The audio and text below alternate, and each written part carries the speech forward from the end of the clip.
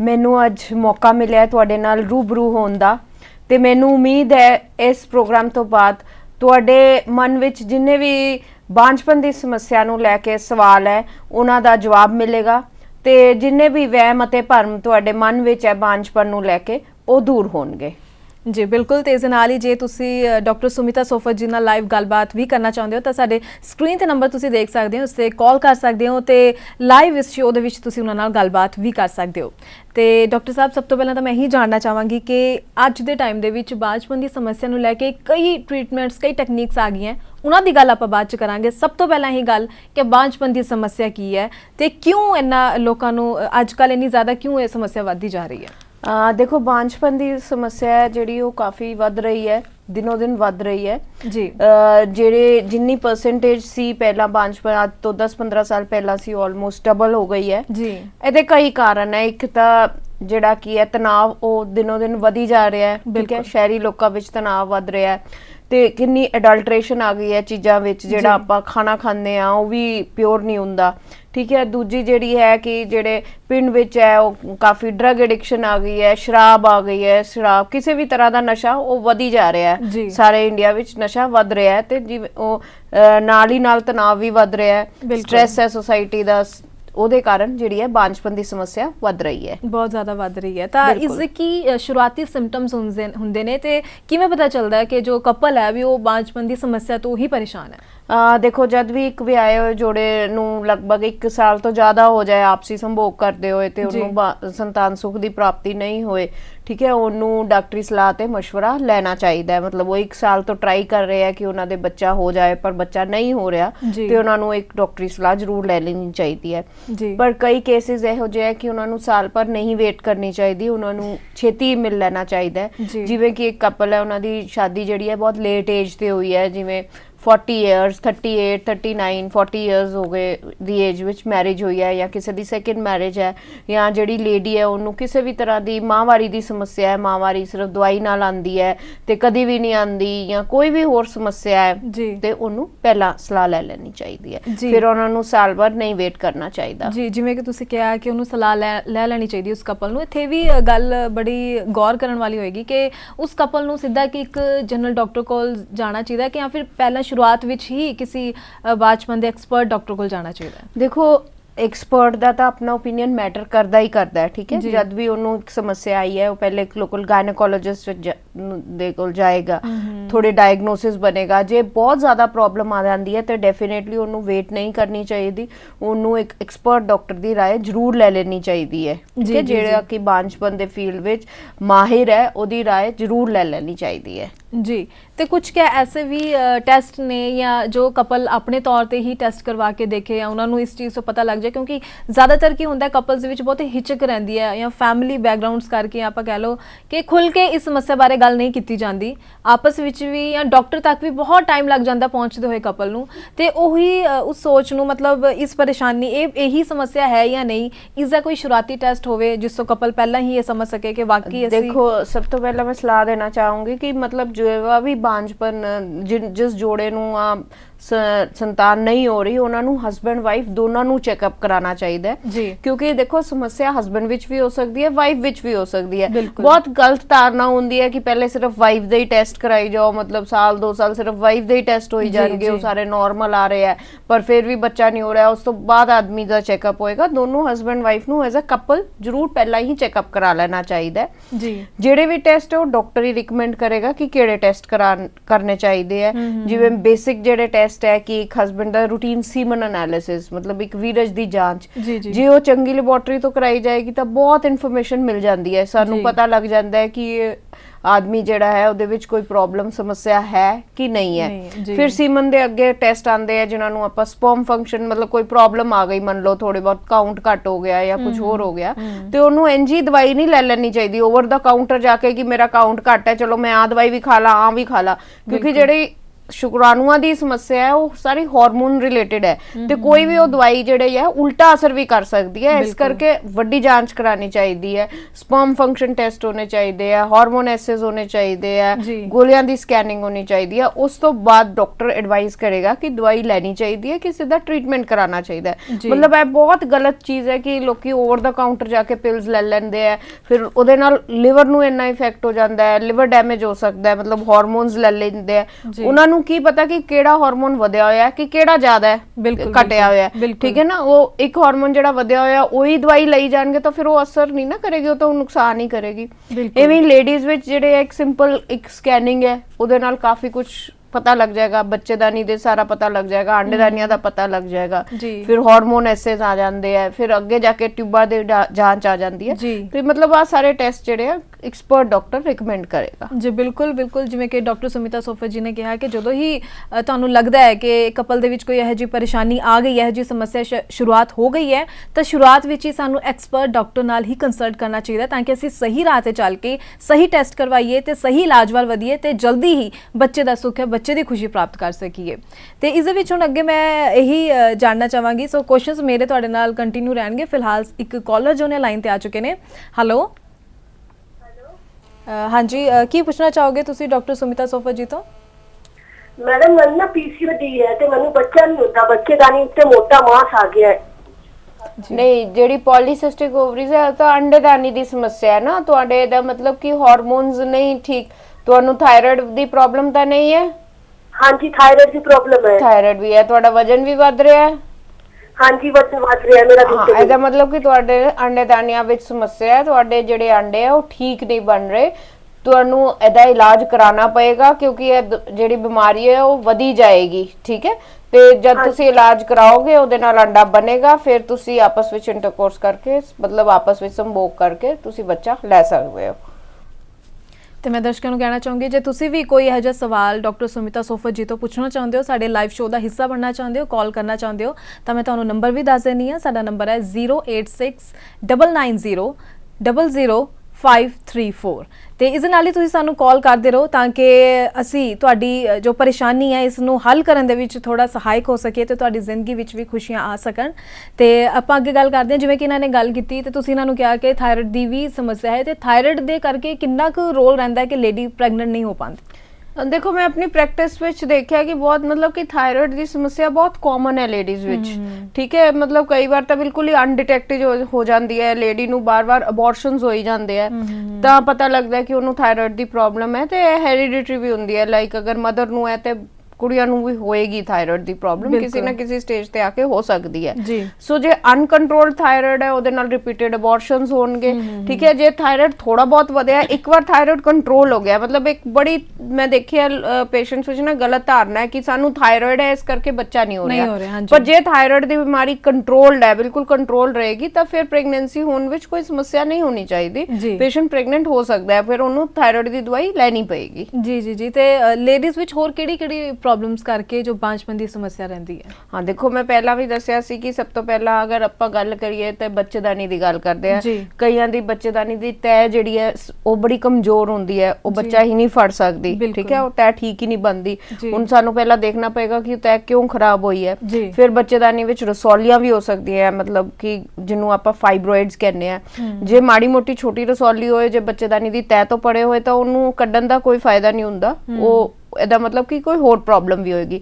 ਜੇ ਰਸੌਲੀਆਂ ਬਹੁਤ ਵੱਡੀਆਂ ਸਾਈਜ਼ ਦੀ ਹੈ, 4 ਸੈਂਟੀਮੀਟਰ ਤੋਂ ਵੱਡੀ ਹੈ, ਵੱਡੀ ਰਸੌਲੀ ਹੈ, ਜਾਂ 5 ਸੈਂਟੀਮੀਟਰ ਤੋਂ ਵੱਡੀ ਹੈ, 2-4 ਹੋਰ ਰਸੌਲੀਆਂ, ਤਾਂ ਫਿਰ ਉਹਨਾਂ ਨੂੰ ਪਹਿਲਾਂ ਕੱਢਣਾ ਪਏਗਾ, ਨਹੀਂ ਤਾਂ ਪ੍ਰੈਗਨੈਂਸੀ ਹੋਣ ਵਿੱਚ ਪ੍ਰੋਬਲਮ ਆ ਸਕਦੀ ਹੈ। ਫਿਰ ਸੈਕਿੰਡ ਕਾਜ਼ ਆ ਗਿਆ ਸੀ ਬੱਚੇਦਾਨੀ ਛੋਟੀ ਹੈ, ਜਿਵੇਂ ਇੱਕ ਲੇਡੀ ਨੂੰ ਕਦੇ ਮਾਹਵਾਰੀ ਨਹੀਂ ਆਈ, ਠੀਕ ਹੈ, ਉਹਦਾ ਪੇਸ਼ੈਂਟ ਕਹਿੰਦਾ ਕਿ ਜੀ ਜਿਵੇਂ ਨਾਰਮਲੀ ਸ਼ੁਰੂ ਹੋ ਜਾਂਦੀ ਹੈ 17-18 ਸਾਲ ਦੇ, 13 ਸਾਲ ਤੋਂ ਲੈ ਕੇ 17-18 ਸਾਲ ਤੱਕ ਵੇਟ ਕਰੇ, ਨਹੀਂ ਹੋਈ ਤਾਂ ਇਹਦਾ ਮਤਲਬ ਬੱਚੇਦਾਨੀ ਛੋਟੀ ਹੈ, ਉਹ ਵੱਧ ਹੀ ਨਹੀਂ ਰਹੀ। ਉਹਦੇ ਕਾਰਨ ਵੀ ਕਿ ਉਹਦੀ ਹੁਣ ਜਦ ਲੇਡੀ ਦੀ ਕੁੜੀ ਦੀ ਮੈਰਿਜ ਹੋਏਗੀ ਉਹਨੂੰ ਬਾਂਝਪਨ ਦੀ ਸਮੱਸਿਆ ਆ ਸਕਦੀ ਹੈ।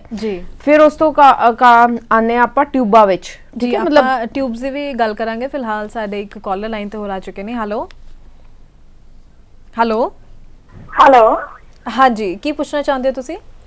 ਹਾਂਜੀ मैम, मैं पूछना चाहती हाँ कि मेरा पहले बच्चा था एक, उसके बाद फिर मैं हो गया और मैंने दवाई खा ली ना रहने की, तो उसके बाद मैम कोई बच्चा नहीं हुआ। जी। आपने दवाई डॉक्टर से ली थी कि वैसे ही दवाई लेके खा ली थी? नहीं मैम, डॉक्टर से ली थी। हाँ, तो फिर अगर आपने दवाई खा ली तो इसका मतलब आपके अबॉर्शन हो गया। आपने चेक करवाया था कि पूरी तरह से साफ हो गया है, बच्चा अबॉर्शन हो गया है?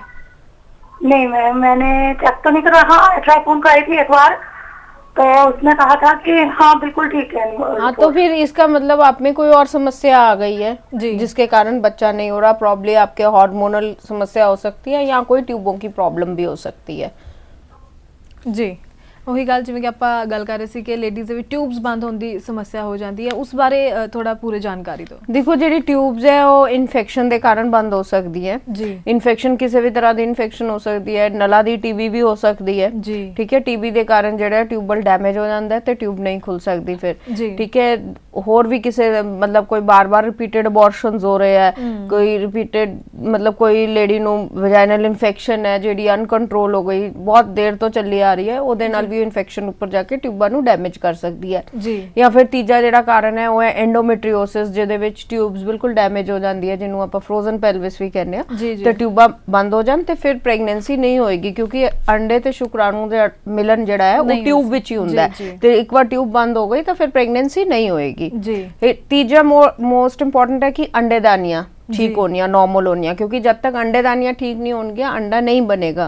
हुण तुसी पहला भी सुनिया कि किसी पेशेंट ਨੂੰ ਪੋਲੀਸਿਸਟਿਕ ਓਵਰੀਜ਼ ਦੀ ਪ੍ਰੋਬਲਮ ਹੈ। ਇਹਦੇ ਵਿੱਚ ਲੇਡੀ ਦੇ ਛੋਟੀ ਛੋਟੀ ਰਸੌਲੀਆਂ ਬਣ ਜਾਂਦੀਆਂ ਪਾਣੀ ਵਾਲੀਆਂ। ਠੀਕ ਹੈ, ਉਹ ਮੇਲ ਹਾਰਮੋਨ ਪ੍ਰੋਡਿਊਸ ਕਰਦੀਆਂ ਤੇ ਉਹ ਅੰਡਾ ਨਹੀਂ ਬਣਨ ਦਿੰਦੀਆਂ। ਉਹਦੇ ਵਿੱਚ ਵੀ ਇਨਫਰਟੀਲਿਟੀ ਦੀ ਜਿਹੜੀ ਬਾਂਝਪਨ ਦੀ ਸਮੱਸਿਆ ਉਹ ਆ ਜਾਏਗੀ। ਫਿਰ ਸੈਕਿੰਡ ਮੋਸਟ ਕਾਮਨ ਕਾਜ਼ ਹੈ ਕਿ ਅੰਡੇਦਾਨੀ ਵਿੱਚ ਰਸੌਲੀ ਹੋ ਗਈ।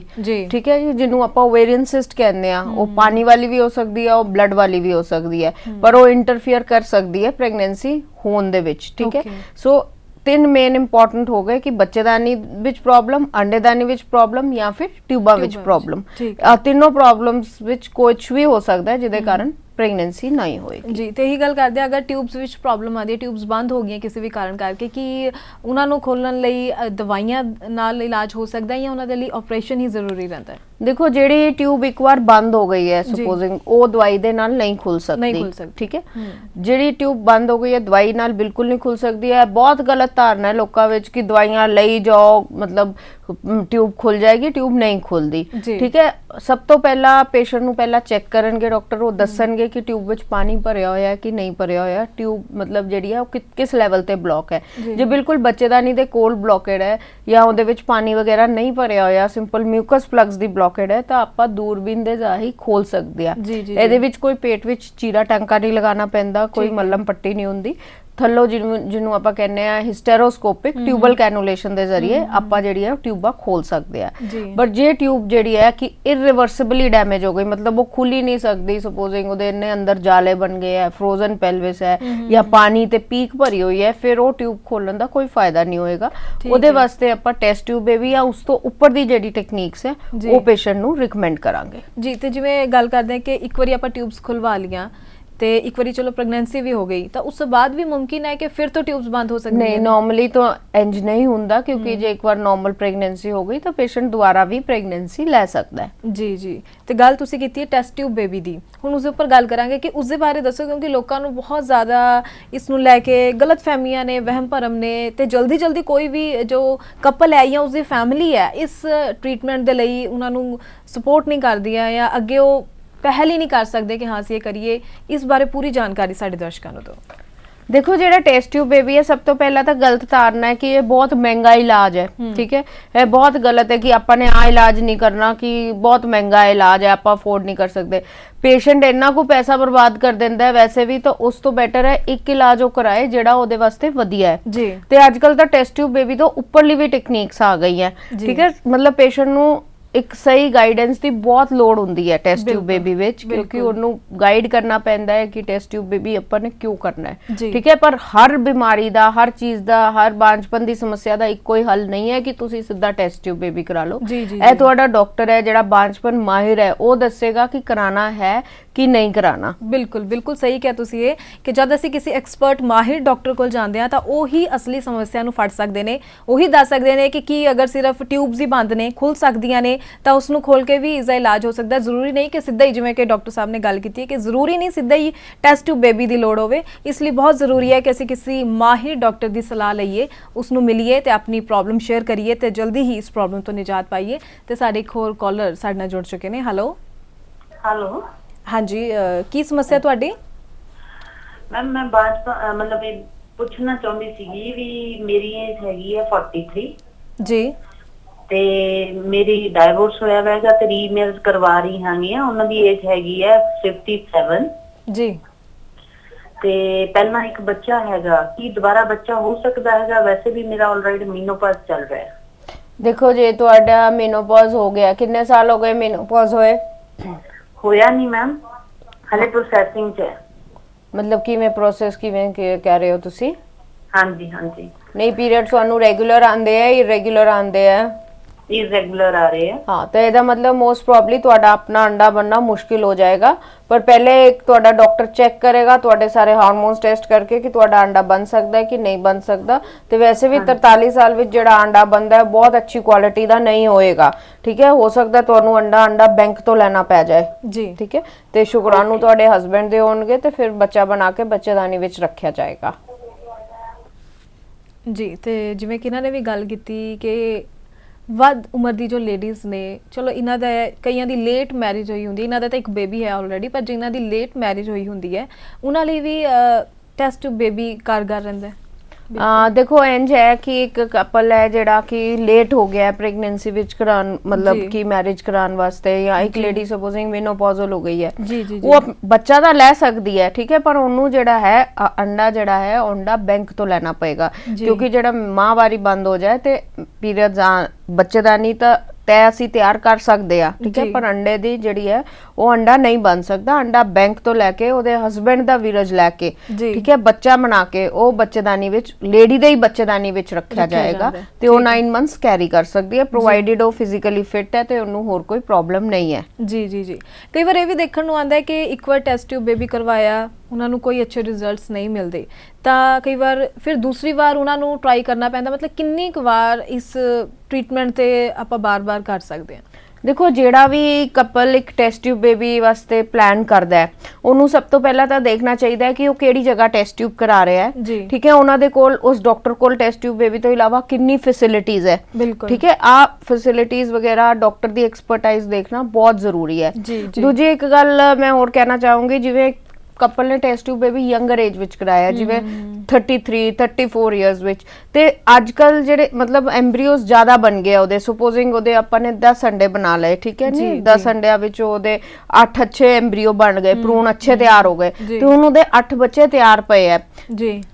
ਉਸ ਹਸਪੀਟਲ ਵਿੱਚ ਉਹਨਾਂ ਨੂੰ ਦੇਖਣਾ ਚਾਹੀਦਾ ਹੈ ਕਿ ਫ੍ਰੀਜ਼ਿੰਗ ਦੀ ਫੈਸਿਲਿਟੀ ਹੈ ਕਿ ਨਹੀਂ ਹੈ, ਕਿਉਂਕਿ ਜਿਹੜੇ 8 ਭਰੂਣ ਬਣ ਗਏ 8 ਤਾਂ ਰੱਖਣਗੇ ਨਹੀਂ, 2 ਜਾਂ 3 ਹੀ ਰੱਖੇ ਜਾਣਗੇ ਜਾਂ ਵਧੀਆ ਇੱਕ ਰੱਖਿਆ ਜਾਏਗਾ, ਬਾਕੀ ਸਾਰੇ ਫ੍ਰੀਜ਼ ਕਰ ਲੈਂਦੇ ਡਾਕਟਰ। ਮਤਲਬ ਕਿ ਅੱਛਾ ਹਸਪੀਟਲ ਜਿਹੜਾ ਹੈ ਉਹ ਫ੍ਰੀਜ਼ਿੰਗ ਦੀ ਫੈਸਿਲਿਟੀ ਆਫਰ ਕਰੇਗਾ, ਫ੍ਰੀਜ਼ ਕਰ ਲੇਗਾ ਤੇ ਉਹ ਬੱਚੇ, ਮਤਲਬ ਇੱਕ ਵਾਰ ਮੰਨ ਲਓ ਪੇਸ਼ੈਂਟ ਦਾ ਟੈਸਟ ਟਿਊਬ ਬੇਬੀ ਫੇਲ ਹੋ ਗਿਆ, ਉਹਦਾ ਇੰਨਾ ਖਰਚਾ ਵੀ ਲੱਗ ਗਿਆ, ਠੀਕ ਹੈ, ਇਮੋਸ਼ਨਲੀ ਵੀ ਉਹ ਪ੍ਰੋਬਲਮ ਹੋ ਗਈ ਹੈ ਤੇ ਉਹਨੂੰ ਇੰਨੇ ਟੀਕੇ ਨਹੀਂ ਦੁਬਾਰਾ ਲਗਾਣੇ, ਪੇਸ਼ੈਂਟ ਡਰ ਜਾਂਦਾ ਜੀ ਮੈਂ ਤਾਂ ਕਰਾਣਾ ਹੀ ਨਹੀਂ, ਹੁਣ ਬਹੁਤ ਔਖਾ ਹੈ, ਤੇ ਉਹਨੂੰ ਕੋਈ ਟੀਕੇ ਲਗਾਉਣ ਦੀ ਲੋੜ ਨਹੀਂ, ਕੋਈ ਕੁਛ ਨਹੀਂ। ਜਿਹੜੇ ਬੱਚੇ ਬਣੇ ਹੋਏ ਆ ਉਹਨੇ ਸਿਰਫ ਆਪਣੇ ਬੱਚੇਦਾਨੀ ਵਿੱਚ ਤਰਾਣੇ ਹੈ, ਠੀਕ ਹੈ। 10 ਮਿੰਟ ਦਾ ਕੰਮ ਹੁੰਦਾ ਹੈ ਐਮਬ੍ਰੀਓ ਟ੍ਰਾਂਸਫਰ, ਤੇ ਉਹ 2 ਜਾਂ 3 ਵਾਰ ਵਿੱਚ ਕਰਾ ਸਕਦਾ ਹੈ। ਮਤਲਬ ਇੱਕ ਟੈਸਟ ਟਿਊਬ ਬੇਬੀ ਦੀ ਕਾਸਟ ਵਿੱਚ ਉਹਨੂੰ 4-5 ਟਰਾਈਜ਼ ਮਿਲ ਗਈਆਂ, ਤੁਸੀਂ ਸਮਝ ਸਕਦੇ ਹੋ ਮੇਰੀ ਗੱਲ। ਸੋ ਇੱਕ ਕਪਲ ਨੇ ਡਿਸਾਈਡ ਕਰਨਾ ਹੈ ਕਿ ਉਹਨੇ ਕਿਹੜੀ ਥਾਂ ਕਰਾਣਾ ਹੈ, ਮਤਲਬ ਕਿ ਉਸ ਥਾਂ ਵਿੱਚ ਆ ਫੈਸਿਲਿਟੀਜ਼ ਅਵੇਲੇਬਲ ਹੈ ਕਿ ਨਹੀਂ ਹੈ, ਬਿਲਕੁਲ ਠੀਕ ਹੈ ਨਾ। ਜੇ ਫੈਸਿਲਿਟੀਜ਼ ਅਵੇਲੇਬਲ ਹੈ ਤਦ ਹੀ ਕਰਾਉਣ ਦਾ ਫਾਇਦਾ ਹੈ ਨਾ। ਬਿਲਕੁਲ ਬਿਲकुल, ਕਿਉਂਕਿ ਅਗਰ ਅਸੀਂ ਬਾਰ-ਬਾਰ ਇੱਕੋ ਚੀਜ਼ ਦਾ ਪ੍ਰੋਸੈਸ ਕਰਵਾ ਰਹੇ ਹਾਂ, ਫਾਈਨੈਂਸ਼ੀਅਲੀ ਵੀ ਅਸੀਂ, ਕਿਉਂਕਿ ਫਾਈਨੈਂਸ਼ੀਅਲੀ ਦੇ ਨਾਲ ਮੈਂਟਲ ਸੈਟਬੈਕ ਪੇਸ਼ੈਂਟ ਨੂੰ ਬਹੁਤ ਲੱਗਦਾ ਹੈ, ਪੇਸ਼ੈਂਟ ਮੈਂਟਲੀ ਬਹੁਤ ਅਪਸੈਟ ਹੋ ਜਾਂਦਾ ਹੈ ਕਿ ਉਹਨੇ ਇੰਨਾ ਕੁਝ ਕੀਤਾ ਤੇ ਉਹ ਪ੍ਰੈਗਨੈਂਟ ਨਹੀਂ ਹੋਈ। ਜੀ ਜੀ ਜੀ ਜੀ ਬਿਲਕੁਲ। ਤੇ ਇੱਥੇ ਨਾਲ ਹੀ ਮੈਂ ਜਾਣਨਾ ਚਾਹਾਂਗੀ ਕਿ ਲਾਈਕ ਕੋਈ ਟ੍ਰੀਟਮੈਂਟ ਕਰਾ ਰਿਹਾ ਬਾਰ-ਬਾਰ, ਲੇਕਿਨ ਟੈਸਟ ਟਿਊਬ ਦੇ ਜ਼ਰੀਏ ਉਸਨੂੰ ਸਫਲਤਾ ਨਹੀਂ ਮਿਲ ਰਹੀ ਹੈ, ਤਾਂ ਉਸ ਤੋਂ ਬਾਅਦ ਨੈਕਸਟ ਕੀ ਟੈਕਨੀਕ ਹੈ, ਕਿਸ ਦੇ ਜ਼ਰੀਏ ਉਹਨਾਂ ਨੂੰ ਟ੍ਰੀਟਮੈਂਟ ਕਰਵਾਉਣਾ ਚਾਹੀਦਾ? ਦੇਖੋ ਟੈਸਟ ਟਿਊਬ ਬੇਬੀ ਜਿਹੜਾ ਹੈ ਉਸ ਤੋਂ ਇਲਾਵਾ ਬਹੁਤ ਕੁਝ ਹੋਰ ਆ ਗਿਆ ਅੱਜ ਕੱਲ। ਕਹਿੰਦੇ ਤਾਂ ਟੈਸਟ ਟਿਊਬ ਬੇਬੀ ਹੈ, ਪਰ ਲੈਬੋਰਟਰੀ ਵਿੱਚ ਇੰਨੀ ਕੁ ਐਡਵਾਂਸਮੈਂਟ ਆ ਗਈ ਹੈ ਲੈਬ ਦੇ ਪ੍ਰੋਸੀਜਰਸ ਵਿੱਚ ਕਿ ਲੇਡੀ ਦੇ ਜਦ ਆਪਾਂ ਐਗ ਨਿਕਾਲ ਲੈਨੇ ਆ, ਆਪਾਂ ਮੈਨੂਅਲੀ ਇੱਕ ਸਪਰਮ ਉਹਦੇ ਮਤਲਬ ਹਸਬੈਂਡ ਦਾ ਲੈ ਕੇ ਇੰਜੈਕਟ ਕਰ ਸਕਦੇ ਆ, ਜਿਹਨੂੰ ਆਪਾਂ ਇਕਸੀ ਵਿਧੀ ਕਹਿੰਦੇ ਆ। ਕਿਉਂਕਿ ਅੱਜ ਕੱਲ ਤੁਸੀਂ ਦੇਖੋ ਕਿ ਸਪਰਮ ਕਾਊਂਟ ਬਹੁਤ ਜ਼ਿਆਦਾ ਵਧੀਆ ਨਹੀਂ ਹੁੰਦਾ ਪੇਸ਼ੈਂਟਸ ਦਾ, ਟੈਸਟ ਟਿਊਬ ਬੇਬੀ ਕਈ ਵਾਰ ਕਾਮਯਾਬ ਵੀ ਨਹੀਂ ਹੁੰਦਾ, ਤੇ ਅਸੀਂ ਇੱਕ ਸਪਰਮ ਲੈ ਕੇ ਇਕਸੀ ਵਿਧੀ ਆਂਦੀ ਹੈ, ਇਮਸੀ ਵਿਧੀ ਆਂਦੀ ਹੈ, ਉਹਦੇ ਨਾਲ ਜਿਹੜਾ ਹੈ ਸਕਸੈਸ ਰੇਟ ਵੱਧ ਸਕਦਾ ਹੈ। ਨਾਲ ਹੀ ਅੱਜ ਕੱਲ ਲੇਜ਼ਰ ਹੈਚਿੰਗ ਦੀ ਫੈਸਿਲਿਟੀ ਆਂਦੀ ਹੈ, ਮਤਲਬ ਇੱਕ ਜਿਵੇਂ ਸਪੈਸ਼ਲੀ ਇਨ ਰਿਪੀਟਡ ਇੰਪਲਾਂਟੇਸ਼ਨ ਫੇਲਿਅਰ, ਮਤਲਬ ਕਿ ਜਿਹਦੇ ਨਹੀਂ ਬੱਚਾ ਠਹਿਰ ਰਿਹਾ, ਟੈਸਟ ਟਿਊਬ ਵੀ ਉਹਨੇ 2 ਵਾਰ ਕਰਾ ਲਿਆ, 3 ਵਾਰ ਕਰਾ ਲਿਆ, ਪਰ ਨਹੀਂ ਸਕਸੈਸਫੁਲ ਹੋਇਆ, ਇਹਦਾ ਮਤਲਬ ਕਿ ਬੱਚੇਦਾਨੀ ਜਿਹੜੀ ਹੈ ਉਹ ਭਰੂਣ ਨਹੀਂ ਫੜ ਰਹੀ, ਤੇ ਆਪਾਂ ਲੇਜ਼ਰ ਦੇ ਨਾਲ ਲੇਜ਼ਰ ਹੈਚਿੰਗ ਕਰ ਸਕਦੇ ਹਾਂ, ਜਿਹੜੀ ਭਰੂਣ ਦੀ ਪਰਤ ਹੈ ਉਹ ਪਤਲੀ ਕੀਤੀ ਜਾਂਦੀ ਹੈ ਤਾਂ ਕਿ ਭਰੂਣ ਚਿਪਕ ਜਾਏ, ਠੀਕ ਹੈ ਨਾ। ਸਪੈਸ਼ਲ ਮੀਡੀਆ ਆਂਦਾ ਹੈ ਜਿਹਨੂੰ ਆਪਾਂ ਐਮਬ੍ਰੀਓ ਗਲੂ ਕਹਿੰਦੇ ਆ, ਉਹ ਮੀਡੀਆ ਦੇ ਨਾਲ ਹੋਰ ਸਕਸੈਸ ਰੇਟ ਵੱਧ ਜਾਂਦਾ ਹੈ। ਬਲਾਸਟੋਸਿਸਟ ਆਂਦਾ ਹੈ, ਜਿਵੇਂ ਮਤਲਬ ਉਹ ਲਾਸਟ ਸਟੇਜ ਹੁੰਦੀ ਹੈ ਕਿ ਲੈਬ ਵਿੱਚ ਅਸੀਂ ਬੱਚਾ ਤਿਆਰ ਕਰ ਸਕਦੇ ਆ, ਠੀਕ ਹੈ। ਉਹਦੇ ਨਾਲ ਮਤਲਬ ਜੇ ਅਗਰ ਇੱਕ ਲੇਡੀ ਦੇ ਦੂਜੇ ਦਿਨ 4 ਭਰੂਣ ਬਣੇ ਆ ਤਾਂ 4 ਵਿੱਚੋਂ ਇੱਕੋ ਹੀ ਬਲਾਸਟੋਸਿਸਟ ਬਣੇਗਾ, ਤੇ ਸਾਨੂੰ ਨਹੀਂ ਪਤਾ ਕਿ ਕਿਹੜਾ ਬਣੇਗਾ, ਆਪਾਂ ਹੋਰ ਕਲਚਰ ਕਰਾਂਗੇ ਤੇ ਫਿਰ ਬਲਾਸਟੋਸਿਸਟ ਟ੍ਰਾਂਸਫਰ ਹੈ, ਉਹਦੇ ਨਾਲ ਮਤਲਬ ਕਿ ਕਾਮਯਾਬੀ ਦਰ ਕਾਫੀ ਵੱਧ ਜਾਂਦਾ ਹੈ। ਸੋ ਮੇਰੀ ਸਲਾਹ ਹੈ ਕਿ ਇੱਕ ਕਪਲ ਪਹਿਲਾਂ ਡਿਸਾਈਡ ਕਰੇ ਕਿ ਉਹਨੇ ਕਿੱਥੇ ਕਰਾਣਾ ਹੈ, ਠੀਕ ਹੈ, ਸਾਰੇ ਚੀਜ਼ਾਂ ਦੇਖੇ, फिर वो कराए टेस्ट ट्यूब बेबी, मतलब टेस्ट ट्यूब बेबी या उस तो ऊपर दा प्रोसीजर, क्योंकि टेस्ट ट्यूब लैबोरेटरी विच ही सारे आ प्रोसीजर होने हैं, जेड़ा पेशेंट है ओदे उत्ते कुछ एक्स्ट्रा नहीं होना, मतलब कि आ सारे काम जेड़े है कि चंगी आईवीएफ लैबोरेटरी विच हुंदे है, जिथे कि अच्छी मतलब इंटरनेशनल स्टैंडर्ड्स दी मशीनां है, इंटरनेशनली ट्रेंड एम्ब्रियोलॉजिस्ट है, भ्रूण विज्ञानिक है जेड़ा। बिल्कुल बिल्कुल जी जी जी। सो जिवें कि बांझपन माहिर डॉक्टर सुमिता सोफत जी कह रहे हैं कि सानू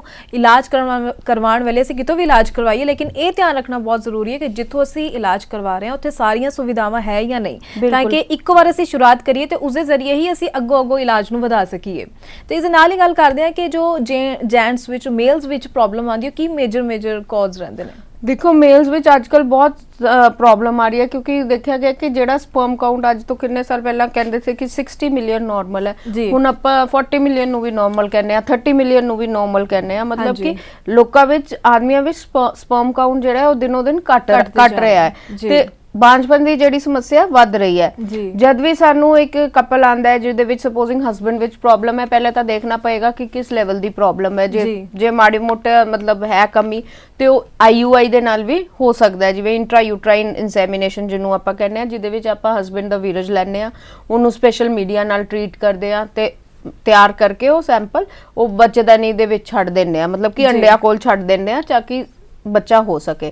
ਜੇ ਮੰਨ ਲਓ ਬਹੁਤ ਜ਼ਿਆਦਾ ਸਮੱਸਿਆ ਹੈ ਤੇ ਫਿਰ ਆਪਾਂ ਨੂੰ ਇਕਸੀ ਵਿਧੀ, ਇਮਸੀ ਵਿਧੀ, ਜਿਹਦੇ ਵਿੱਚ ਆਪਾਂ ਇੱਕ ਸਪਰਮ ਵੀ ਸਪੋਜ਼ਿੰਗ ਇੱਕ ਪੇਸ਼ੈਂਟ ਦਾ ਸਪਰਮ ਕਾਊਂਟ 3 ਮਿਲੀਅਨ ਹੈ, 2 ਮਿਲੀਅਨ ਹੈ, ਤੇ ਉਹਦੇ ਵਿੱਚ ਉਹ ਨਾਰਮਲ ਪ੍ਰੈਗਨੈਂਸੀ ਹੋਣੀ ਨਾਮੁਮਕਿਨ ਹੈ। ਸੋ ਅਸੀਂ ਟੈਸਟ ਟਿਊਬ ਬੇਬੀ ਤੋਂ ਉੱਪਰ ਵਿਧੀ ਕਰਾਂਗੇ, ਇਕਸੀ ਕਰਾਂਗੇ, ਜਿਹਦੇ ਵਿੱਚ ਆਪਾਂ ਇੱਕ ਸਪਰਮ ਲੈ ਕੇ ਇੰਜੈਕਟ ਕਰ ਸਕਦੇ ਹਾਂ ਅੰਡੇ ਦੇ ਅੰਦਰ। ਤੇ ਐਮਸੀ ਵਿਧੀ ਬਾਰੇ ਵੀ ਪੂਰਾ ਜਾਣਾਂਗੇ। ਫਿਲਹਾਲ ਸਾਡੇ ਇੱਕ ਕਾਲਰ ਲਾਈਨ ਤੇ ਨੇ। ਹੈਲੋ ਹੈਲੋ, ਹਾਂਜੀ, ਕੀ ਨਾਮ ਹੈ ਤੁਹਾਡਾ?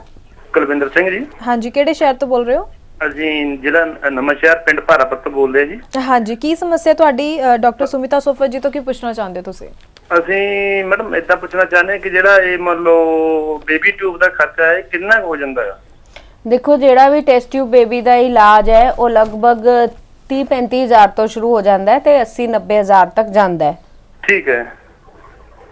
ਤੇ ਬਾਕੀ ਮੰਨ ਲਓ ਜੇ ਆਪਾਂ ਇੱਥੇ ਤੁਹਾਡੇ ਲੁਧਿਆਣੇ ਸ਼ਹਿਰ ਦੇ ਵਿੱਚ ਮਤਲਬ ਤੁਹਾਡਾ ਐਡਰੈਸ, ਤੁਸੀਂ ਆਪਣੇ ਕਿਤੇ ਵੀ ਮਾਹਿਰ ਡਾਕਟਰ ਨੂੰ ਮਿਲ ਸਕਦੇ ਹੋ ਤੇ ਕੰਸਲਟ ਕਰ ਸਕਦੇ ਹੋ ਤੇ ਆਪਣੀ ਇਸ ਪ੍ਰੋਬਲਮ ਤੋਂ ਨਿਜਾਤ ਪਾ ਸਕਦੇ ਹੋ। ਬਿਲਕੁਲ ਜੀ। ਤੇ ਇਸ ਦੇ ਨਾਲ ਹੀ ਕਈ ਕੁਐਸਚਨਸ ਆਪਾਂ ਜਿਵੇਂ ਪਹਿਲਾਂ ਗੱਲ ਕਰ ਰਹੇ ਇਕਸੀ ਵਿਧੀ ਤੇ ਐਮਸੀ ਵਿਧੀ ਬਾਰੇ, ਉਸਦੇ ਬਾਰੇ ਵੀ ਦੱਸੋ ਸਾਡੇ, ਤਾਂ ਕਿ ਦਰਸ਼ਕਾਂ ਨੂੰ ਇਸ ਪ੍ਰੋਬਲਮ ਬਾਰੇ ਹਰੇਕ ਜਾਣਕਾਰੀ ਮਿਲ ਸਕੇ ਤੇ ਜਲਦੀ ਤੋਂ ਜਲਦੀ ਉਹ ਵੀ ਸਮੱਸਿਆ ਤੋਂ ਬਾਹਰ ਆਣ। ਦੇਖੋ, ਹੁਣ ਇਕਸੀ ਹੋ ਗਈ, ਉਸ ਤੋਂ ਬਾਅਦ ਦੇਖੋ ਕਪਲ ਹੈ, ਉਹਦੇ ਹਸਬੈਂਡ ਦੇ ਵਿੱਚ ਸ਼ੁਕਰਾਣੂ ਹੀ ਨਹੀਂ, ਪਰ ਉਹ ਬੱਚਾ ਨਹੀਂ ਲੈਣਾ ਚਾਹੁੰਦੇ, ਉਹ ਪਰਾਸੀਮਨ ਨਹੀਂ ਲੈਣਾ ਚਾਹੁੰਦੇ, ਉਹ ਡੋਨਰ ਸੀਮਨ ਨਹੀਂ ਲੈਣਾ ਚਾਹੁੰਦਾ, ਤੇ ਆਪਾਂ ਸੀਮਨ ਮਤਲਬ ਬੈਂਕ ਤੋਂ ਨਹੀਂ ਉਹ ਲੈਣਾ ਚਾਹੁੰਦਾ, ਉਹ ਆਪਣਾ ਹੀ ਬੱਚਾ ਲੈਣਾ ਚਾਹੁੰਦਾ, ਤੇ ਆਪਾਂ ਪਹਿਲਾਂ ਚੈੱਕ ਕਰਾਂਗੇ ਉਹਦੇ ਗੋਲੀਆਂ ਵਿੱਚ ਸਪਰਮਸ ਬਣ ਰਹੇ ਹੈ ਕਿ ਨਹੀਂ ਬਣ ਰਹੇ। ਠੀਕ ਹੈ, ਜੇ ਸਾਨੂੰ ਇੱਕ ਸਪਰਮ ਵੀ ਮਤਲਬ ਇੱਕ ਸਪਰਮ ਵੀ ਮਿਲ ਸਕਦਾ ਗੋਲੀ ਦੇ ਅੰਦਰੋਂ, ਤਾਂ ਆਪਾਂ ਉਹ ਸਪਰਮ ਲੈ ਕੇ ਉਹਦਾ ਆਪਣਾ ਬੱਚਾ ਬਣਾ ਕੇ ਬੱਚੇਦਾਨੀ ਵਿੱਚ ਉਹਦੀ ਵਾਈਫ ਤੇ ਰੱਖ ਸਕਦੇ ਆ। ਠੀਕ ਹੈ, ਮਤਲਬ ਕਿ ਆਪਾਂ ਗੋਲੀ ਤੋਂ ਹੀ ਲਵਾਂਗੇ, ਟੈਸਟ ਟੈਸਟਿਸ ਤੋਂ ਜਿਹਨੂੰ ਆਪਾਂ ਕਹਿੰਦੇ ਆ ਉਹ ਲੈ ਲਾਂਗੇ ਤੇ ਫਿਰ ਬੱਚਾ ਬਣਾ ਕੇ ਰੱਖ ਸਕਦੇ ਆ। ਇਸ ਵਿਧੀ ਦੇ ਨਾਲ ਹੁਣ ਜਿਹੜੇ ਆਦਮੀ ਹੈ ਜਿਨ੍ਹਾਂ ਦਾ ਨੀਲ ਸ਼ੁਕਰਾਣੂ ਹੈ ਉਹ ਵੀ ਹੁਣ ਆਪਣੀ ਔਲਾਦ ਲੈ ਸਕਦੇ ਆ, ਉਹਨਾਂ ਨੂੰ ਆਪਣਾ ਉਪਰਾ ਬੱਚਾ ਲੈਣ ਦੀ ਲੋੜ ਨਹੀਂ ਹੈ। ਬਿਲਕੁਲ ਬਿਲਕੁਲ, ਬਹੁਤ ਵੱਡੀ ਦੇਖੋ ਇਹ ਸਾਇੰਸ ਦੀ ਅਸੀਂ ਕਹਾਂਗੇ ਜਿੱਤ ਹੈ ਕਿ ਪਰ ਇਸ ਲਈ ਬਹੁਤ ਜ਼ਰੂਰੀ ਹੈ ਕਿ ਜਿਸ ਡਾਕਟਰ ਕੋਲ ਅਸੀਂ ਇਲਾਜ ਕਰਾ ਰਹੇ ਹਾਂ ਉਸਦੇ ਕੋਲ ਇਹ ਟੈਕਨੀਕ ਹੋਵੇ। ਬਿਲਕੁਲ ਬਹੁਤ ਜ਼ਰੂਰੀ ਹੈ, ਟੈਕਨੀਕ ਐਕਸਪਰਟਾਈਜ਼ ਸਾਰਾ ਕੁਝ ਦੇਖ ਕੇ ਪੇਸ਼ੈਂਟ ਨੂੰ ਡਿਸਾਈਡ ਕਰਨਾ ਚਾਹੀਦਾ ਹੈ ਕਿ ਉਹ ਸਹੀ ਥਾਂ ਜਾ ਰਿਹਾ ਹੈ ਕਿ ਨਹੀਂ ਜਾ ਰਿਹਾ। ਬਿਲਕੁਲ ਬਿਲकुल, क्योंकि ज़्यादातर चांसेस होंगे ने कि अपने ही शुक्राणु तो बच्चा बना सकते हैं, लेकिन फिर भी कई लोगों को बहुत डाउट रहता है कि अगर टेस्ट ट्यूब बेबी ले रहे हैं तो शायद बच्चा साडा नहीं होएगा। हाँ बिल्कुल, उन्होंने अंदर वहम है, मन विच वहम भरम है कि जे आपां टेस्ट ट्यूब बेबी करावांगे तो किसी होर दा बच्चा आ जाएगा। इंज नहीं हुंदा, बच्चा सिर्फ उन्हां दा अपना ही हुंदा है। जेड़ा काम उन्हां दे अंदर होना है वो आपां बाहर एक लैबोरेटरी विच कर रहे हैं। बिल्कुल, जिसनूं बॉडी सपोर्ट नहीं कर रही है। हाँ, जिहदे ओदी ट्यूबा ब्लॉक है तो वो काम आप बाहर कर रहे हैं, ठीक है, पर बच्चा उन्हां दा अपना ही होएगा। जी जी जी बिल्कुल, क्योंकि ज़्यादातर लोगों विच यही वहम रहिंदा कि शायद असीं टेस्ट ट्यूब बेबी करांगे तो वो शायद बच्चा साडा नहीं होएगा, किसी होर दा होएगा। सो इस वहम तो दूर रहो। इसी करके इस प्रोग्राम दे विच असीं खास चर्चा करते हैं हर बार बाजपन दे उपर, ते इसी करके असीं हमेशा डॉक्टर सुमिता सोफा जी नूं लैके आंदे हां, क्योंकि माहिर ने बाजपन दे ते सानूं कई बरीकियां दसदे ने ते असीं उम्मीद करदे हां कि इन्हां बरीकियां तो तुहानूं भी काफ़ी फायदा पहुंचेगा, तुहाडे वहम भरम भी दूर होणगे ते तुसीं भी अगर तुहाडे नेड़े तेड़े तुहाडे परिवार विच या तुहाडे आस-पास कोई इस परेशानी तो परेशान है तो तुसीं भी उन्हां दी मदद कर सकदे हो इस परेशानी तो निजात पाउण दे लई। ਤੇ ਨਾਲ ਹੀ ਡਾਕਟਰ ਮੈਂ ਤੁਹਾਡੇ ਤੋਂ ਵੀ ਪੁੱਛਣਾ ਚਾਹੂੰਗੀ ਕਿ ਕਈ ਪੇਸ਼ੈਂਟ ਹੁੰਦੇ ਨੇ, ਲਾਈਕ ਲੇਡੀ ਹੈ ਉਸਦੇ ਹਸਬੈਂਡ ਜੋ ਹੈ ਬਾਹਰ ਰਹਿੰਦੇ ਨੇ, ਤਾਂ ਕਿੰਨਾ ਕੁ ਜ਼ਰੂਰੀ ਹੁੰਦਾ ਹੈ ਹਸਬੈਂਡ ਵਾਈਫ ਦੋਹਾਂ ਦਾ ਇਸ ਟ੍ਰੀਟਮੈਂਟ ਦੇ ਵਿੱਚ ਹੋਣਾ? देखो कई पेशेंट्स आंदे मतलब है कि जिन्हां दे हस्बैंड आर्मी विच है, उन्हां नूं महीने दी साल विच सिर्फ 1 महीने या 2 महीने दी छुट्टी मिलदी है, या उहदा हस्बैंड किते बाहर आउट ऑफ इंडिया रहिंदा है, ठीक है, ते इहो जे कपल्स विच वाइफ दी ज्यादा जरूरत हुंदी है सानू, ठीक है। हस्बैंड चाहे 1 दिन भी आके वीरज दे सकदा है, मतलब कि किसी भी हॉस्पिटल विच जाएगा ते सीमन फ्रीजिंग दी फैसिलिटी होनी चाहिदी है, उहदा वीरज फ्रीज हो जाएगा। वो अनलिमिटेड टाइम वास्ते हो सकदा है, अनगिनत टाइम वास्ते हो सकदा है फ्रीज, ਉਹਨੂੰ 1 ਜਾਂ 2 ਸੈਂਪਲਸ ਲੈ ਕੇ ਫ੍ਰੀਜ਼ ਕਰਕੇ ਰੱਖਿਆ ਜਾ ਸਕਦਾ ਹੈ ਅਨਲਿਮਿਟਿਡ ਟਾਈਮ ਵਾਸਤੇ ਵੀ। ਜਦ ਵੀ ਵਾਈਫ ਚਾਹੇਗੀ ਕਿ ਬੱਚਾ ਕਰਾਣਾ ਚਾਹੁੰਦੀ ਹੈ ਜਾਂ ਉਹ ਤਿਆਰ ਹੈ ਪ੍ਰੈਗਨੈਂਸੀ ਵਾਸਤੇ, ਤੇ ਵਾਈਫ ਦੇ ਐਗਸ ਲੈ ਕੇ ਉਹ ਸਪਰਮਸ ਮਿਲਾ ਕੇ ਭਰੂਣ ਬਣਾ ਕੇ ਬੱਚੇਦਾਨੀ ਵਿੱਚ ਰੱਖਿਆ ਜਾਂਦਾ ਹੈ। ਜੀ ਜੀ ਜੀ, ਤੇ ਨਾਲ ਹੀ ਹੁੰਦਾ ਹੈ ਕਿ ਇਸ ਵੈਸੇ ਹੀ ਜੋ ਕਪਲ ਹੁੰਦਾ ਹੈ ਬਾਜਪਨ ਦੀ ਸਮੱਸਿਆ ਤੋਂ ਸ਼ਿਕਾਰ ਹੈ ਜਾਂ ਪਰੇਸ਼ਾਨ ਹੈ, ਉਹ ਪਹਿਲਾਂ ਹੀ ਉਹਨਾਂ ਨੂੰ ਸਟ੍ਰੈਸ ਬਹੁਤ ਜ਼ਿਆਦਾ ਹੁੰਦਾ ਹੈ, ਤਾਂ ਕੀ ਇਸ ਟ੍ਰੀਟਮੈਂਟ ਦੇ ਵਿੱਚ ਉਹਨਾਂ ਨੂੰ ਕੰਸਲਟ ਐਵੇਂ ਵੀ ਕੀਤਾ ਜਾਂਦਾ ਹੈ ਕਿ ਉਹਨਾਂ ਦਾ ਸਟ੍ਰੈਸ ਲੈਵਲ ਘਟਾਇਆ ਜਾਏ, ਜਾਂ ਕਿੰਨਾ ਕੁ ਫੈਮਿਲੀ ਦੀ ਸਪੋਰਟ ਦਾ ਹੋਣਾ ਇਹਦੇ ਵਿੱਚ ਜ਼ਰੂਰੀ ਹੈ? ਬਿਲਕੁਲ ਤੁਸੀਂ ਸਹੀ ਕਿਹਾ ਕਿ ਬਾਂਝਪਨ ਦੀ ਸਮੱਸਿਆ ਦੇ ਕਾਰਨ ਸਟ੍ਰੈਸ ਬਹੁਤ ਜ਼ਿਆਦਾ ਹੈ,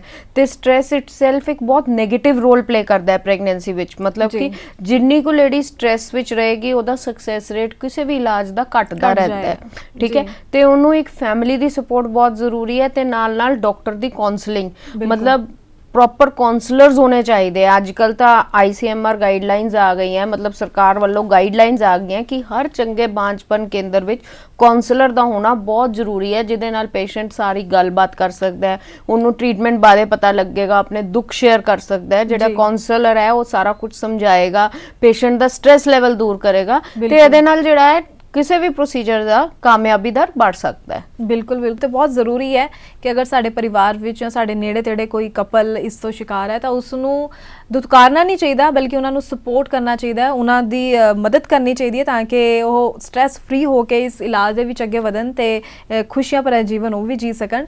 तो इत्थे मैं गल करांगी जो लेडीज़ दे विच अंडेदानी दी या बच्चेदानी दी प्रॉब्लम हुंदी है, जिवें तुसीं कहा कि बच्चेदानी विच कई बार रसौलियां हुंदियां ने, तां उन्हां दा की इलाज रहिंदा कि पहला रिमूव करा के फिर ही उन्होंने कंसीव करना चाहिए?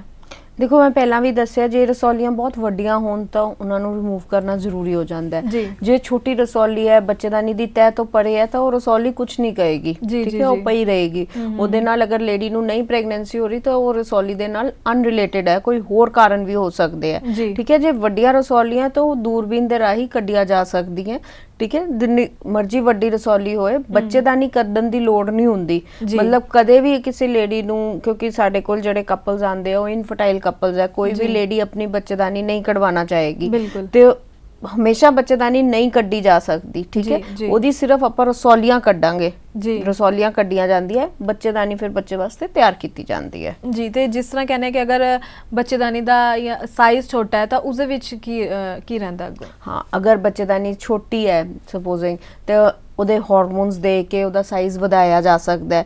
ਫਿਰ ਦੇਖਦੇ ਆ ਕਿ ਉਹਦਾ ਅੰਡਾ ਬਣ ਸਕਦਾ ਹੈ ਆਪਣਾ ਕਿ ਨਹੀਂ ਬਣ ਸਕਦਾ। ਜੇ ਨਹੀਂ ਬਣ ਸਕਦਾ ਤਾਂ ਫਿਰ ਆਪਾਂ ਅੰਡਾ ਬੈਂਕ ਤੋਂ ਲੈ ਸਕਦੇ ਹਾਂ, ਜਾਂ ਉਹਨੂੰ ਫਿਰ ਟੀਕੇ ਲਗਾ ਕੇ ਅੰਡੇ ਬਣਾਏ ਜਾਂਦੇ ਆ, ਫਿਰ ਭਰੂਣ ਤਿਆਰ ਕਰਕੇ ਬੱਚੇਦਾਨੀ ਵਿੱਚ ਰੱਖਿਆ ਜਾਂਦਾ ਹੈ ਜੀ। ਤੇ ਸਾਡੇ ਇੱਕ ਹੋਰ ਕਾਲਰ ਲਾਈਨ ਤੇ ਨੇ। ਹੈਲੋ हेलो, ਹਾਂਜੀ, ਕੀ ਨਾਮ ਹੈ ਤੁਹਾਡਾ? मेरा नाम रेखा है, ਹਾਂਜੀ, ਕਿਹੜੇ ਸ਼ਹਿਰ ਤੋਂ ਬੋਲ ਰਹੇ ਹੋ? बठिंडा से। ਹਾਂਜੀ, ਕੀ ਸਮੱਸਿਆ ਤੁਹਾਡੀ? हमने बात करनी है भी मेरे हस्बैंड में शुक्राणुओं की कमी है थोड़ी सी, जी। तो ये उनके शुक्राणु 4 मिलियन है। अच्छा, ये तो बहुत कम है शुक्राणु आपके, तो नॉर्मल प्रेगनेंसी होनी मुश्किल है। आप में तो नहीं कोई समस्या आई? कितने साल हो गए हैं आपको शादी को हुए? शादी को मेरे 2 साल होंगे अभी। अच्छा, तो आपने हस्बैंड की डिटेल चेकअप कराया कि क्यों है उनके 4 मिलियन काउंट सिर्फ? तो हमने बस ऐसे ही टेस्ट करवाया था कितनी नहीं है। फिर आपको और सारे डिटेल चेकअप करानी चाहिए, देखना चाहिए कि क्यों आपके हस्बैंड के काउंट इतने कम है, क्या वो दवाई से ठीक हो सकते हैं कि नहीं हो सकते। अगर हो सकते हैं तो फिर दवाइयां देनी चाहिए, अगर नहीं हो सकते तो फिर आपको इक्सी विधि की जरूरत है। जी, ਜਿਵੇਂ ਕਿ ਇਹਨਾਂ ਨੇ ਗੱਲ ਕੀਤੀ ਕਿ ਇਹਨਾਂ ਦੇ ਜੋ ਹਸਬੈਂਡ ਦੇ ਵੀ ਸ਼ੁਕਰਾਣੂ ਦੀ ਕਾਫੀ ਕਾਊਂਟ ਘੱਟ ਆਇਆ, ਤਾਂ ਇਹ ਕਿ ਦਵਾਈ ਨਾਲ ਵਧਾਇਆ ਜਾ ਸਕਦਾ ਹੈ? ਦੇਖੋ ਡਿਪੈਂਡ ਹੁੰਦਾ ਹੈ ਕਿ ਕਿਉਂ ਘੱਟ ਹੈ। ਪਹਿਲਾਂ ਤਾਂ ਆਪਾਂ ਇਹ ਦੇਖਾਂਗੇ ਕਿ ਕਿਉਂ ਘੱਟ ਹੈ, ਤੇ ਦਵਾਈਆਂ ਮਤਲਬ ਕਿ ਸਿਰਫ ਅਗਰ ਸਟ੍ਰੈਸ ਸਟ੍ਰੇਨ ਦਾ ਸਪੋਜ਼ਿੰਗ ਇਹਨਾਂ ਦਾ ਤਾਂ ਚਲੋ 4 ਮਿਲੀਅਨ ਹੈ, ਕਿਸੇ ਦਾ 20 ਮਿਲੀਅਨ 25 ਮਿਲੀਅਨ ਹੈ, ਸਿਰਫ ਇੱਕ ਸੀਮਨ ਸੈਂਪਲ ਦੀ ਰਿਪੋਰਟ ਨੂੰ ਲੈ ਕੇ ਆਪਾਂ ਨਹੀਂ ਕਹਿ ਸਕਦੇ ਕਿ ਇਸ ਪੇਸ਼ੈਂਟ ਨੂੰ ਪ੍ਰੋਬਲਮ ਹੈ। ਉਹਦੇ ਰਿਪੀਟਡ ਸੀਮਨ ਸੈਂਪਲਸ 2 ਜਾਂ 3 ਵਾਰ ਉਹਨੂੰ ਟੈਸਟ ਕਰਾ ਲੈਣਾ ਚਾਹੀਦਾ ਹੈ। ਕਈ ਵਾਰ ਕੋਈ ਵਾਇਰਲ ਇਨਫੈਕਸ਼ਨਸ ਹੁੰਦੀ ਹੈ, ਹਸਬੈਂਡ ਬਿਮਾਰ ਹੁੰਦਾ ਹੈ, ਤਾਂ ਕਾਊਂਟ ਘੱਟ ਆ ਜਾਂਦਾ ਹੈ। ਜੇ ਆਪਾਂ 3 ਸੈਂਪਲਸ ਕਰਾਈਏ ਮਹੀਨੇ ਦੇ ਗੈਪ ਵਿੱਚ, ਉਹਦੇ ਵਿੱਚ ਤਿੰਨਾਂ ਵਿੱਚ ਪ੍ਰੋਬਲਮ ਆਏ ਤਾਂ ਫਿਰ ਇਹਦਾ ਮਤਲਬ ਪ੍ਰੋਬਲਮ ਹੈ। ਤੇ ਅਗਰ ਮਾੜੀ ਮੋਟੀ ਹਲਕੀ ਫੁਲਕੀ ਜਿਵੇਂ 20 ਮਿਲੀਅਨ ਹੈ 25 ਮਿਲੀਅਨ ਹੈ ਤਾਂ ਫਿਰ ਆਪਾਂ ਦਵਾਈ ਦੇ ਕੇ ਦੇਖ ਸਕਦੇ ਆ। ਪਰ ਖਾਲੀ ਕਾਊਂਟ ਹੀ ਨਹੀਂ ਮੈਟਰ ਕਰਦਾ, ਹੋਰ ਚੀਜ਼ਾਂ ਮੈਟਰ ਕਰਦੀਆਂ, ਜਿਵੇਂ ਮੋਰਫੋਲੋਜੀ ਮੈਟਰ ਕਰਦੀ ਹੈ, ਮੋਟਿਲਿਟੀ ਮੈਟਰ ਕਰਦੀ ਹੈ। ਸੋ ਮੈਂ ਫੇਰ ਦੱਸਾਂਗੀ ਕਿ ਸਪੈਸ਼ਲ ਟੈਸਟ ਹੁੰਦੇ ਆ, ਸਪਰਮ ਫੰਕਸ਼ਨ ਟੈਸਟ ਹੁੰਦਾ ਹੈ, ਸਪੈਸ਼ਲ ਮਸ਼ੀਨਰੀ ਆਂਦੀ ਹੈ, ਠੀਕ ਹੈ, ਉਹਦੇ ਨਾਲ ਦੇਖਿਆ ਜਾਂਦਾ ਹੈ ਕਿ ਆ ਹੋ ਸਕਦਾ ਹੈ ਕਿ ਨਹੀਂ ਹੋ ਸਕਦਾ। ਜੀ ਜੀ ਬਿਲਕੁਲ ਬਿਲकुल। ਤੇ ਇਸ ਦੇ ਨਾਲ ਹੀ ਜਿਵੇਂ ਕਿ ਇੱਕ ਲੇਡੀ ਇਸ ਟ੍ਰੀਟਮੈਂਟ ਦੇ ਜ਼ਰੀਏ ਪ੍ਰੈਗਨੈਂਟ ਹੁੰਦੀ ਹੈ ਤਾਂ ਉਸ ਨੂੰ ਕੀ ਖਾਸ ਤਰ੍ਹਾਂ ਦੇ ਕੋਈ ਪਰਹੇਜ਼ ਕਰਨੇ ਪੈਂਦੇ ਆ, ਕੋਈ ਖਾਸ ਤਰ੍ਹਾਂ ਦਾ ਉਹਨੂੰ ਇਲਾਜ ਕੰਟੀਨਿਊ ਕਰਨਾ ਪੈਂਦਾ?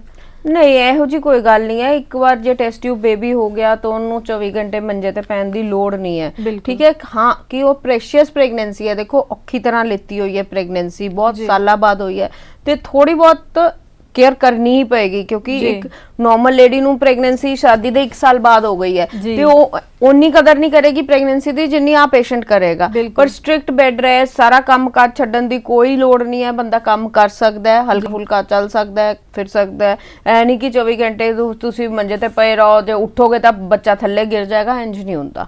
ਆ ਸਾਰੀ ਗਲਤ ਧਾਰਨਾ ਹੈ। जी जी बिल्कुल। तो जो फर्स्ट टाइम उन्होंने टेस्ट ट्यूब बेबी के जरिए बेबी कंसीव किया था कि सैकेंड टाइम भी जरूरी है कि यही ट्रीटमेंट के जरिए ही वो प्रैगनेंट हो सकेंगे या नॉर्मल भी हो सकता है? देखो इंज की प्रॉब्लम की सी जे तो ट्यूबा बंद है या नहीं खुल सकती तो फिर ऑब्वियसली सैकेंड बेबी भी उन्होंने टेस्ट ट्यूब बेबी दे लेना पएगा।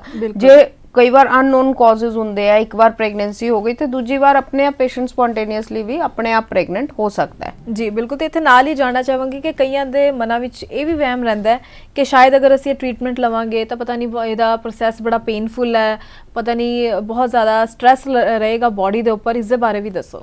नहीं, ਇਹ ਟ੍ਰੀਟਮੈਂਟ ਬਿਲਕੁਲ ਪੇਨਫੁਲ ਨਹੀਂ ਹੁੰਦਾ। ਪੇਸ਼ੈਂਟ ਨੂੰ ਇਹ ਸਾਰੀ ਗਲਤ ਧਾਰਨਾ ਹੈ ਕਿ ਸਾਨੂੰ ਕੰਮਕਾਜ ਛੱਡ ਦੇਣਾ ਪਏਗਾ, ਆਪਾਂ ਨੂੰ ਬਾਰ-ਬਾਰ ਆਣਾ ਪਏਗਾ ਡਾਕਟਰ ਕੋਲ, ਇੰਨੇ ਚੱਕਰ ਲੱਗਣਗੇ। ਇਹੋ ਜੀ ਕੋਈ ਗੱਲ ਨਹੀਂ ਹੁੰਦੀ। ਆ ਪੇਨਲੈਸ ਪ੍ਰੋਸੀਜਰ ਹੈ। ਸਿਰਫ ਜਦ ਆਪ ਲੇਡੀ ਦੇ ਐਗਸ ਕੱਢਦੇ ਆ, ਅੰਡੇ ਕੱਢਦੇ ਆ, ਉਹ ਬੇਹੋਸ਼ ਕਰਕੇ ਕੱਢੇ ਜਾਂਦੇ ਆ, ਠੀਕ ਹੈ। ਉਹਦੇ ਤੇ ਪੇਸ਼ੈਂਟ ਨੂੰ ਕੋਈ ਪੇਨ ਨਹੀਂ ਹੁੰਦੀ। ਬਾਕੀ ਸਾਰਾ ਜਿਹੜਾ ਪ੍ਰੋਸੀਜਰ ਹੈ ਬਿਲਕੁਲ ਪੇਨਲੈਸ ਪ੍ਰੋਸੀਜਰਸ ਹੈ, पेनलैस है, कोई दर्द की लोड़ नहीं, ते डॉक्टर को बार बार आने की भी कोई लोड़ नहीं होंदी। तुसी अपना काम कर, तुहानू कोई लोड़ नहीं है कि छड्डे, अगर लेडी वर्किंग है तो अपना काम कर सकती है। जी बिल्कुल। तो इसी तरह मैं तुहानू भी कहना चाहती हूँ सारे दर्शकों को, अगर तुसी भी इस तरह नाल रिलेटेड किसी प्रॉब्लम का, किसी समस्या का कोई जवाब चाहते हो तो सानू तुसी कॉल कर सकते हो। साडे नंबर ने 01755061949। तो एक होर कॉलर साडे लाइन ते आ चुके ने। हैलो। हाँ जी। हाँ जी, की नाम है जी तुहाडा? ਮੇਰਾ ਨਾਮ ਗੁਰਮੀਤ ਸਿੰਘ ਹੈ ਜੀ। ਹਾਂਜੀ, ਕਿਹੜੀ ਜਗ੍ਹਾ ਤੋਂ ਬੋਲ ਰਹੇ ਹੋ? ਮੋਗੇ ਤੋਂ ਜੀ। ਹਾਂਜੀ, ਕੀ ਸਮੱਸਿਆ ਤੁਹਾਡੀ? ਸਾਡੀ ਏਜ ਦਾ ਹੀ ਹੈ ਜੀ, ਰੀਮੈਰਿਜ ਕਰਾਈ ਹੈ ਜੀ। ਤੇ ਹੁਣ ਬੱਚਾ ਨਹੀਂ ਹੋ ਰਿਹਾ, 1.5-2 ਸਾਲ ਹੋ ਗਏ ਹੋਈ ਨੂੰ। ਅੱਛਾ, ਤੁਹਾਡੇ ਪਹਿਲੀ ਮੈਰਿਜ ਤੋਂ ਬੱਚੇ ਸੀ? ਹਾਂਜੀ, ਮੇਰੇ ਵੀ ਬੇਟੀ ਜੀ, ਇਹਨਾਂ ਦੇ ਬੇਟਾ ਸੀ ਪਹਿਲਾਂ। ਅੱਛਾ, ਕਿੰਨੀ ਉਮਰ ਹੈ ਤੁਹਾਡੀ? ਮੇਰੀ ਹੈਗੀ 47 ਸਾਲ ਦੀ ਹੈ ਜੀ। ਵਾਈਫ ਦੀ? ਇਹਨਾਂ ਦੀ 43 ਹੈ। ਹਾਂ, ਇਹਨਾਂ ਦੇ ਪੀਰੀਅਡਸ ਰੈਗੂਲਰ ਆਉਂਦੇ ਆ? ਹਾਂਜੀ ਹਾਂਜੀ। ਤੇ ਫਿਰ ਤੁਸੀਂ ਚੈੱਕ ਕਰਾਓ, ਵਾਈਫ ਨੂੰ ਚੈੱਕ ਕਰਾਓ ਕਿ ਕੋਈ ਹੋਰ ਪ੍ਰੋਬਲਮ ਨਹੀਂ। ਤੁਹਾਨੂੰ ਦੋਨਾਂ ਨੂੰ ਮਿਲਣਾ ਚਾਹੀਦਾ ਹੈ ਡਾਕਟਰ ਨੂੰ, ਉਹ ਸਾਰੀ ਜਾਂਚ ਕਰਕੇ ਦੱਸੇਗਾ ਕਿ ਕੋਈ ਸਮੱਸਿਆ ਹੈ ਕਿ ਨਹੀਂ ਹੈ। ਕਿਉਂਕਿ ਹੁਣ ਏਜ ਬਹੁਤ ਜ਼ਿਆਦਾ ਹੋ ਗਈ ਹੈ, ਹੁਣ ਤੁਸੀਂ ਵੇਟ ਨਹੀਂ ਕਰ ਸਕਦੇ। ਨੈਚੁਰਲੀ ਜੇ ਨਹੀਂ ਹੋ ਰਿਹਾ ਤਾਂ ਡਾਕਟਰੀ ਸਲਾਹ ਲੈਣੀ ਬਹੁਤ ਜ਼ਰੂਰੀ ਹੈ ਤੁਹਾਡੇ ਵਾਸਤੇ। ਬਿਲਕੁਲ। ਤੇ ਇਹ ਵਾਕਈ ਅੱਜਕੱਲ ਸਾਇੰਸ ਨੇ ਬਹੁਤ ਤਰੱਕੀ ਕਰ ਲਈ। ਕਵਾਂਗੇ ਕਿ ਇੱਕ ਟਾਈਮ ਸੀ ਜਦੋਂ ਜਿਸ ਨੂੰ ਬਾਂਝਪਨ ਦੀ ਸਮੱਸਿਆ ਹੀ ਸੋਚਿਆ ਜਾਂਦਾ ਸੀ ਕਿ ਇਹ ਕਦੀ ਵੀ ਇਹਨਾਂ ਨੂੰ ਸੰਤਾਨ ਦਾ ਸੁੱਖ ਨਹੀਂ ਮਿਲੇਗਾ, ਪਰ ਅੱਜ ਦੀ ਡੇਟ ਵਿੱਚ ਕੋਈ ਵੀ ਇਨਸਾਨ ਇਸ ਖੁਸ਼ੀ ਤੋਂ ਵਾਂਝਾ ਨਹੀਂ ਰਹਿ ਸਕਦਾ। ਅਗਰ ਤੁਸੀਂ ਚਾਹੁੰਦੇ ਹੋ ਇਸ ਸਮੱਸਿਆ ਤੋਂ ਨਿਜਾਤ ਪਾਉਣਾ ਚਾਹੁੰਦੇ ਹੋ ਤਾਂ ਕਿਸੇ ਵੀ ਐਕਸਪਰਟ ਮਾਹਿਰ ਡਾਕਟਰ ਨੂੰ ਜ਼ਰੂਰ ਮਿਲੋ ਤੇ ਤੁਹਾਨੂੰ ਕੋਈ ਨਾ ਕੋਈ ਇਲਾਜ ਜ਼ਰੂਰ ਮਿਲੇਗਾ ਤੇ ਤੁਸੀਂ ਵੀ ਆਪਣੇ ਘਰ ਦੇ ਵਿੱਚ ਸੰਤਾਨ ਦੀ ਖੁਸ਼ੀ, ਬੱਚਿਆਂ ਦੀ ਖੁਸ਼ੀ ਜ਼ਰੂਰ ਲੈ ਸਕਦੇ ਹੋ। ਤੇ ਇਸ ਨਾਲ ਹੀ ਮੈਂ ਤੁਹਾਡੇ ਤੋਂ ਜਾਣਨਾ ਚਾਹਾਂਗੀ ਕਿ ਹੋਰ ਕਿਹੜੀਆਂ ਖਾਸ ਗੱਲਾਂ ਹੁੰਦੀਆਂ ਨੇ ਕਿ ਜੋ ਕਿ ਬਾਂਝਪਨ ਦੇ शिकार जो जोड़े ने, जो कपल्स ने, उन्होंने भी उन्होंने ध्यान रखना चाहिए? देखो, कोई भी ਜਿਹੜਾ ਵਿਆਹਿਆ ਹੋਇਆ ਜੋੜਾ ਹੈ ਉਹਨਾਂ ਨੂੰ ਸਭ ਤੋਂ ਪਹਿਲਾਂ ਇੱਕ ਹੈਲਦੀ ਲਾਈਫ ਸਟਾਈਲ ਮੇਨਟੇਨ ਕਰਨਾ ਬਹੁਤ ਜ਼ਰੂਰੀ ਹੈ। ਠੀਕ ਹੈ, ਹਰ ਤਰ੍ਹਾਂ ਦੇ ਨਸ਼ੇ ਤੋਂ ਦੂਰ ਰਹਿਣਾ ਚਾਹੀਦਾ ਹੈ। ਸਿਗਰਟ, ਸ਼ਰਾਬ, ਕੋਈ ਵੀ ਤਰ੍ਹਾਂ ਦਾ ਨਸ਼ਾ ਉਹ ਖਤਮ ਕਰਦਾ ਹੈ। ਕਿਸੇ ਵੀ ਤਰ੍ਹਾਂ ਦੀ ਐਡਿਕਸ਼ਨ ਮਾੜੀ ਹੁੰਦੀ ਹੈ। ਹੈਲਦੀ ਖਾਣਾ ਖਾਣ, ਹੈਲਦੀ ਲਾਈਫ ਸਟਾਈਲ ਬਿਤਾਉਣ, ਸਟ੍ਰੈਸ ਫ੍ਰੀ ਰਹਿਣ ਤੇ ਐਕਸਰਸਾਈਜ਼ ਦਾ ਵੀ ਬਹੁਤ ਰੋਲ ਹੈ। ਮਤਲਬ ਕਿਸੇ ਨਾ ਕਿਸੇ ਤਰ੍ਹਾਂ ਦੀ ਐਕਸਰਸਾਈਜ਼ ਬਹੁਤ ਹੈਲਪ ਕਰਦੀ ਹੈ, ਸਪੈਸ਼ਲੀ ਲੇਡੀਜ਼ ਵਿੱਚ। ਮੋਟਾਪਾ ਜਿਵੇਂ ਜਿਵੇਂ ਆਉਂਦਾ ਹੈ, ਐਗ ਬਣਨ ਦੀ ਕਪੈਸਿਟੀ ਉਵੇਂ ਉਵੇਂ ਖਤਮ ਹੋ ਜਾਂਦੀ ਹੈ ਤੇ ਜਿਹੜਾ ਪ੍ਰੈਗਨੈਂਸੀ ਦਾ ਲੈਵਲ ਹੈ ਉਹ ਵੀ ਘਟ ਜਾਂਦਾ ਹੈ। ਸੋ ਇੱਕ healthy life style proper exercise ਦੇ ਨਾਲ ਬਹੁਤ ਮਦਦ ਕਰਦਾ ਹੈ। ਜੀ ਜੀ ਜੀ, ਬਿਲਕੁਲ। ਤੇ ਮੈਨੂੰ ਪੂਰੀ ਉਮੀਦ ਹੈ ਕਿ ਜੋ ਗੱਲਾਂ ਡਾਕਟਰ ਸੁਮਿਤਾ ਸੋਫਤ ਜੀ ਦੱਸ ਰਹੇ ਨੇ ਉਹਨਾਂ ਗੱਲਾਂ ਦਾ ਸਾਰੇ ਹੀ ਜ਼ਰੂਰ ਧਿਆਨ ਰੱਖਣਗੇ। ਤੇ ਮੈਨੂੰ ਉਮੀਦ ਹੈ ਕਿ ਜੋ ਵੀ ਇਸ ਪਰੇਸ਼ਾਨੀ ਤੋਂ ਪਰੇਸ਼ਾਨ ਨੇ ਉਹਨਾਂ ਨੂੰ ਵੀ ਕਾਫੀ ਇਸ ਗੱਲਾਂ ਤੋਂ ਕਾਫੀ ਕੁਝ ਅੱਛਾ ਮਿਲਿਆ ਹੋਣਾ ਤੇ ਉਹਨਾਂ ਨੂੰ ਵੀ ਜ਼ਰੂਰ ਇੱਕ ਉਮੀਦ ਦੀ ਰੋਸ਼ਨੀ ਨਜ਼ਰ ਆਈ ਹੋਣੀ ਕਿ ਜੇ ਉਹ ਨਿਰਾਸ਼ ਹੋ ਚੁੱਕੇ ਸੀ ਤਾਂ ਉਹਨਾਂ ਨੂੰ ਵੀ ਜ਼ਰੂਰ ਇਹ ਲੱਗ ਰਿਹਾ ਹੋਣਾ ਕਿ ਹਾਂ, ਹਲੇ ਵੀ ਸਮਾਂ ਹੈ, ਹਲੇ ਵੀ ਅਸੀਂ ਸਮਾਂ ਰਹਿੰਦੇ ਸਹੀ ਰਾਹ ਤੇ ਚੱਲ ਕੇ ਸਹੀ ਇਲਾਜ ਕਰਵਾ ਕੇ ਆਪਣੀ ਇਸ ਪਰੇਸ਼ਾਨੀ ਤੋਂ ਦੂਰ ਹੋ ਸਕਦੇ ਹਾਂ। ਤੇ ਇੱਥੇ ਹੀ ਮੈਂ ਹੁਣ ਇਹ ਜਾਣਨਾ ਚਾਹਾਂਗੀ ਕਿ ਲਾਈਕ ਕਈਆਂ ਨੂੰ ਇਹ ਰਹਿੰਦਾ ਹੈ ਕਿ ਫਸਟ ਟਾਈਮ ਉਹਨਾਂ ਨੇ ਜੋ ਡਿਲੀਵਰੀ ਹੋਈ ਨਾਰਮਲ ਦੀ ਨਹੀਂ, ਸਿਜ਼ੇਰੀਅਨ ਹੁੰਦੀ ਹੈ, ਪਰ ਉਹਨਾਂ ਨੂੰ ਸੈਕਿੰਡ ਟਾਈਮ ਇਹ ਪ੍ਰੋਬਲਮ ਆ ਗਈ ਹੈ ਕਿ ਉਹ ਉਹਨਾਂ ਦੀ ਜਲਦੀ ਹੀ ਕਨਸੀਵ ਕਰਨਾ ਚਾਹੁੰਦੇ ਸੀ ਜਾਂ ਟੈਸਟ ਟਿਊਬਸ, ਉਹਨਾਂ ਦੀ ਟਿਊਬਸ ਬੰਦ ਹੋ ਚੁੱਕੀਆਂ ਨੇ, ਤਾਂ ਕੀ ਉਹਨਾਂ ਨੂੰ ਇਹ ਸੇਫ ਰਹਿੰਦਾ ਹੈ ਕਿ ਕਈ ਕਹਿੰਦੇ ਨੇ ਕਿ ਪਹਿਲਾਂ ਵੀ ਅਸੀਂ ਆਪਰੇਸ਼ਨ ਕਰਵਾ ਚੁੱਕੇ ਹਾਂ ਤੇ ਹੁਣ ਅਸੀਂ ਉਹ ਕਿੰਨੀ ਕੁ ਦੇਰ ਬਾਅਦ ਮਤਲਬ ਇਹ ਟ੍ਰੀਟਮੈਂਟ ਲੈ ਸਕਦੇ ਨੇ? देखो, जब भी किसी पेशेंट का सिजेरियन होया सब तो पहला तो एक गल तारना है कि सिजेरियन नाल ट्यूबा बंद हो जाती है, ट्यूबा इंज नहीं बंद होंदी है सिजेरियन दे नाल। ठीक है, उस सिजेरियन तो बाद बच्चा ले सकते हैं, कोई प्रॉब्लम नहीं है, नॉर्मल हो सकता है बच्चा। पर जे सिजेरियन तो बाद बच्चा नहीं हो रहा, ਇਹਦਾ मतलब कोई होर नुक्स भी आया है। जी जी जी जी जी जी, नहीं मतलब कितना क टाइम गैप ਉਹਨਾਂ ਨੂੰ ਪਾਣਾ ਚਾਹੀਦਾ ਇਹਦੇ ਵਿੱਚ? देखो, नॉर्मली वैसे भी एक अगर बच्चा हो गया तो घट्टो घट कम से कम 1.5-2 साल ਦਾ गैप ਪੈਣਾ ਚਾਹੀਦਾ। जी जी जी, बिल्कुल बिल्कुल। ਤੇ ਇੱਥੇ ਮੈਂ ਜਾਣਨਾ ਚਾਹੂੰਗੀ ਕਿ ਜਿਨ੍ਹਾਂ ਦੇ ਵਿੱਚ ਅੰਡੇ ਨਹੀਂ ਬਣ ਰਹੇ ਨੇ, ਅੰਡੇਦਾਨੀ ਵਿੱਚ ਕੋਈ ਪ੍ਰੋਬਲਮ ਹੈ, ਉਸ ਬਾਰੇ ਦੱਸੋ ਤੁਸੀਂ ਕਿ ਕਿਵੇਂ ਕੀ ਪ੍ਰੋਬਲਮਸ ਰਹਿੰਦੀਆਂ ਅੰਡੇਦਾਨੀ ਨੂੰ ਲੈ ਕੇ ਤੇ ਕਿਵੇਂ ਕੀ ਉਹਨਾਂ ਦੇ ਟ੍ਰੀਟਮੈਂਟ? ਦੇਖੋ, ਜਦ ਵੀ ਕਿਸੇ ਪੇਸ਼ੈਂਟ ਦੇ ਅੰਡੇ ਨਹੀਂ ਬਣ ਰਹੇ ਉਹਦਾ weight ਵਧੇਗਾ, ਸਰੀਰ ਤੇ ਬਾਲ ਉਗ ਜਾਣਗੇ, ਠੀਕ ਹੈ, ਪੀਰੀਅਡਸ ਇਰੈਗੂਲਰ ਹੋ ਜਾਣਗੇ, ਠੀਕ ਹੈ, ਉਹਨੂੰ ਇਹਦਾ ਮਤਲਬ ਹੋ ਸਕਦਾ ਕਿ ਉਹਨੂੰ ਅੰਡਾ ਬਣਨ ਦੀ ਸਮੱਸਿਆ ਹੈ। ਮਤਲਬ ਸ਼ੁਰੂਆਤੀ ਸਿੰਪਟਮਸ ਹੈ ਕਿ ਉਹਨੂੰ ਹੁਣ ਅੰਡੇ ਬਣਨ ਦੀ ਪ੍ਰੋਬਲਮ ਆਏਗੀ।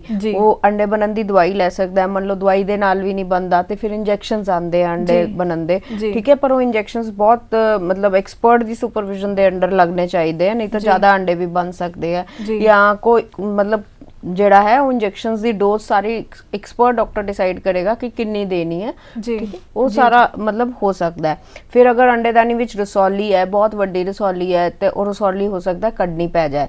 ਨਾਰਮਲੀ 4 ਸੈਂਟੀਮੀਟਰ ਵਾਲੀ ਰਸੌਲੀ ਤੱਕ ਆਪਾਂ ਨਾਰਮਲ ਮੰਨਦੇ ਆ, ਠੀਕ ਹੈ। ਜੇ ਉਹ 4 ਸੈਂਟੀਮੀਟਰ ਤੋਂ ਜ਼ਿਆਦਾ ਵੱਧ ਰਹੀ ਹੈ ਜਾਂ ਹਰ ਸਾਈਕਲ ਵਿੱਚ ਹੈ, ਮਤਲਬ ਕਿ ਪੀਰੀਅਡ ਦੇ 2 ਵਾਰ ਸਕੈਨ ਹੋ ਗਿਆ, ਮਤਲਬ 2 ਮਹੀਨੇ ਵਿੱਚ ਸਕੈਨ ਹੋਇਆ ਤਾਂ ਉਹ ਰਸੌਲੀ ਵਧੀ ਜਾ ਰਹੀ ਹੈ, ਤਾਂ ਫਿਰ ਉਹ ਰਸੌਲੀ ਕੱਢਣੀ ਪੈ ਸਕਦੀ ਹੈ। ਜੀ, ਤੇ ਕੀ ਐਵੇਂ ਵੀ ਹੁੰਦਾ ਕਿ ਰਸੌਲੀ ਇੱਕ ਵਾਰ ਕੱਢ ਲਈ ਤੇ ਫਿਰ ਉਹ ਦੁਬਾਰਾ ਹੋ ਸਕਦੀਆਂ ਨੇ? ਦੇਖੋ, ਇਹ ਡਿਪੈਂਡ ਕਰਦਾ ਹੈ ਰਸੌਲੀ ਕਿਉਂ ਬਣ ਰਹੀ ਹੈ। ਜੇ ਆਪਾਂ ਹਾਰਮੋਨਲ ਇੰਬੈਲੈਂਸ ਦੇ ਕਾਰਨ ਰਸੌਲੀ ਬਣ ਰਹੀ ਹੈ ਤੇ ਅਗਰ ਹਾਰਮੋਨਸ ਨਾਰਮਲ ਹੋ ਜਾਣ ਲੇਡੀ ਦੇ ਤਾਂ ਫਿਰ ਰਸੌਲੀ ਨਹੀਂ ਬਣਦੀ। ਮਤਲਬ ਇਨ ਦਾ ਮੀਨਵਾਈਲ ਉਹ ਪ੍ਰੈਗਨੈਂਸੀ ਵਾਸਤੇ ਟਰਾਈ ਕਰ ਲੈ ਪੇਸ਼ੈਂਟ। ਜੀ ਜੀ ਜੀ। ਤੇ ਫਿਰ ਇੱਕ ਤੁਸੀਂ ਕਹਿ ਰਹੇ ਹੋ ਨਾ ਕਿ ਕਈ ਵਾਰੀ ਹੁੰਦਾ ਹੈ ਕਿ ਕੁਝ ਤਰ੍ਹਾਂ ਦੀ ਰਸੌਲੀ ਹੁੰਦੀ ਹੈ ਤਾਂ ਉਸ ਦੌਰਾਨ ਆਪਾਂ ਕਨਸੀਵ ਕਰ ਸਕਦੇ ਆ, ਪਰ ਉਹ ਬਹੁਤ ਛੋਟੀ ਜਿਹਨੂੰ ਆਪਾਂ ਫਿਜ਼ੀਓਲੋਜੀਕਲ ਸਿਸਟ ਕਹਿੰਦੇ ਆ, ਉਹਨਾਂ ਨੂੰ ਕਹਿੰਦੇ ਆ ਫਿਜ਼ੀਓਲੋਜੀਕਲ ਸਿਸਟ, ਠੀਕ ਹੈ। ਉਹ ਆਪਣੇ ਆਪ ਹੀ ਜਦ ਪੀਰੀਅਡਸ ਆਉਂਦੇ ਆ ਉਹ ਖੁੱਲ ਜਾਂਦੀ ਹੈ, ਖੁਰ ਜਾਂਦੀ ਹੈ ਤੇ ਖਤਮ ਹੋ ਜਾਂਦੀ ਹੈ। ਜੀ ਜੀ ਜੀ। ਤੇ ਹੋਰ ਕਿਸ ਤਰ੍ਹਾਂ ਦੇ ਕਾਰਨ ਰਹਿੰਦੇ ਨੇ, ਲਾਈਕ ਜਿਵੇਂ ਕਿ ਤੁਸੀਂ ਪਹਿਲਾਂ ਥਾਇਰਾਇਡ ਦੀ ਆਪਾਂ ਗੱਲ ਕਰ ਰਹੇ ਸੀ, ਤਾਂ ਉਸ ਦੇ ਵਿੱਚ ਜਿਵੇਂ ਕਿ ਤੁਸੀਂ ਗੱਲ ਕੀਤੀ ਕਿ ਆਮ ਲੋਕਾਂ ਦੀ ਧਾਰਨਾ ਹੁੰਦੀ ਹੈ ਕਿ ਥਾਇਰਾਇਡ ਹੈ ਤਾਂ ਵੀ ਨਹੀਂ ਕਨਸੀਵ ਨਹੀਂ ਕਰ ਸਕਦੇ, ਤਾਂ ਉਸ ਦੇ ਵਿੱਚ ਵੀ ਪ੍ਰੈਗਨੈਂਸੀ ਦੇ ਦੌਰਾਨ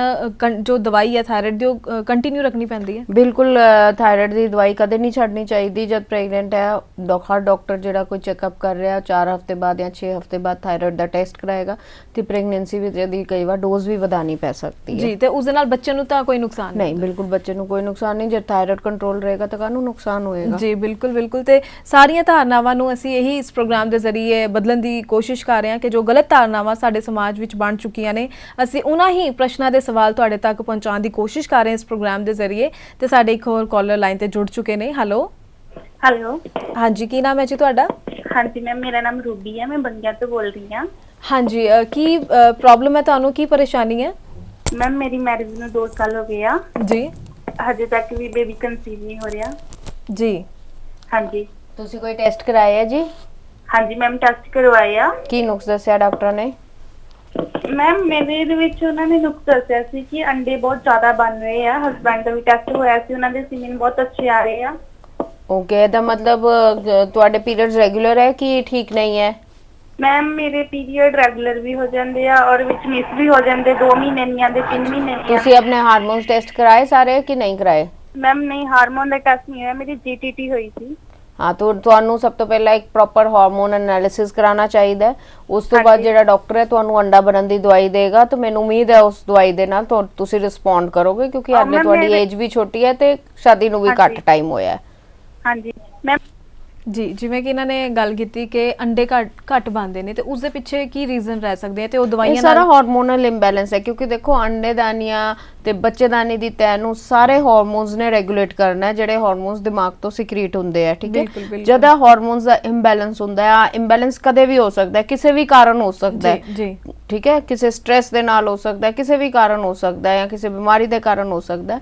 ਤੇ ਜਦ ਇਹ ਹਾਰਮੋਨਲ ਇੰਬੈਲੈਂਸ ਹੋ ਜਾਂਦਾ ਹੈ ਤੇ ਇਸ ਦੇ ਕਾਰਨ ਪ੍ਰੈਗਨੈਂਸੀ ਨਹੀਂ ਹੁੰਦੀ। ਤੇ ਇਸ ਦਾ ਦਵਾਈਆਂ ਦੇ ਨਾਲ ਇਲਾਜ ਹੈ? ਦਵਾਈਆਂ ਦੇ ਨਾਲ ਵੀ ਹੋ ਸਕਦਾ ਹੈ, ਟੀਕਿਆਂ ਨਾਲ ਵੀ ਹੋ ਸਕਦਾ ਹੈ ਫਿਰ ਆਈਵੀਐਫ ਵੀ ਕਰਾਉਣਾ ਪਏ, ਹੋ ਸਕਦਾ ਹੈ। ਕੋਈ ਕਿੰਨਾ ਚਿਰ ਵੇਟ ਕਰਨੀ ਚਾਹੀਦੀ ਹੈ ਦਵਾਈਆਂ ਖਾਂਦੇ ਹੋਏ ਜਾਂ ਟੀਕੇ ਲਗਾਉਂਦੇ? ਦੇਖੋ, ਕੋਈ ਵੀ ਜਿਹੜਾ ਕਪਲ ਹੈ ਉਹ ਦਵਾਈ ਲੈ ਰਿਹਾ, ਜੇ 3 ਮਹੀਨੇ ਵਿੱਚ ਉਹਨੂੰ ਨਹੀਂ ਰਿਸਪੌਂਸ ਆਇਆ ਜਾਂ ਉਹ ਆਈਯੂਆਈ ਕਰਾ ਰਿਹਾ, ਮਤਲਬ ਕਿ ਸੀਮਨ ਇੰਜੈਕਟ ਕਰਾ ਰਿਹਾ ਹੈ, ਅਗਰ ਚੰਗੇ ਡਾਕਟਰ ਤੋਂ ਉਹਨੇ 3 ਜਾਂ 4 ਵਾਰ ਆਈਯੂਆਈ ਕਰਾਇਆ, ਮੈਂ ਤਾਂ ਕਹਾਂਗੀ ਚਲੋ 5 ਵਾਰ ਕਰਾ ਲਓ। ਉਸ ਤੋਂ ਜ਼ਿਆਦਾ ਕਰਾਉਣ ਦਾ ਕੋਈ ਫਾਇਦਾ ਨਹੀਂ। ਜੇ ਨਹੀਂ ਹੋਇਆ ਤਾਂ ਨਹੀਂ ਹੋਏਗਾ, ਤੁਹਾਨੂੰ ਹੋਰ ਵੱਡਾ ਇਲਾਜ ਕਰਾਉਣਾ ਹੀ ਚਾਹੀਦਾ ਹੈ। ਜੀ। ਛੋਟੇ ਇਲਾਜ ਤੇ ਪੈਸੇ ਵੇਸਟ ਕਰਨ ਦਾ ਕੋਈ ਫਾਇਦਾ ਨਹੀਂ ਹੈ, ਠੀਕ ਹੈ। ਤੁਸੀਂ ਟਾਈਮ ਵੇਸਟ ਕਰੋਗੇ, ਦਵਾਈਆਂ ਤੇ ਖਰਚਾ ਵੇਸਟ ਕਰੋਗੇ, ਮੈਂਟਲ ਸੈਟਬੈਕ ਹੁੰਦਾ ਪੇਸ਼ੈਂਟ ਨੂੰ, ਤੇ ਉਹਨੂੰ ਵੱਡਾ ਇਲਾਜ ਕਰਾ ਲੈਣਾ ਚਾਹੀਦਾ ਹੈ। ਜੀ। ਤੇ ਕੀ ਹਰੇਕ ਟ੍ਰੀਟਮੈਂਟ ਦੇ ਲਈ ਕੋਈ ਏਜ ਫੈਕਟਰ ਵੀ ਕਾਊਂਟ ਕਰਦੇ ਆ ਆਪਾਂ ਕਿ ਇਹ ਵਾਲਾ, ਅਗਰ ਜਿਵੇਂ ਟੈਸਟ ਟਿਊਬ ਬੇਬੀ ਦੇ ਇਲਾਜ ਤੱਕ ਪਹੁੰਚਣ ਤੋਂ ਪਹਿਲਾਂ ਅਗਰ ਕੋਈ ਲੇਡੀ ਦੀ ਜਾਂ ਕਪਲ ਦੀ ਏਜ ਘੱਟ ਹੈ ਤਾਂ ਉਹ ਪਹਿਲਾਂ ਉਹਨਾਂ ਨੂੰ ਕੀ ਅਲੱਗ ਤਰੀਕੇ ਨਾਲ? ਦੇਖੋ, ਏਜ ਮੈਟਰ ਕਰਦੀ ਹੈ, ਪਰ ਇੰਪੋਰਟੈਂਟ ਗੱਲ ਹੈ ਕਿ ਪ੍ਰੋਬਲਮ ਕਿੰਨੀ ਹੈ। ਮੰਨ ਲਓ ਇੱਕ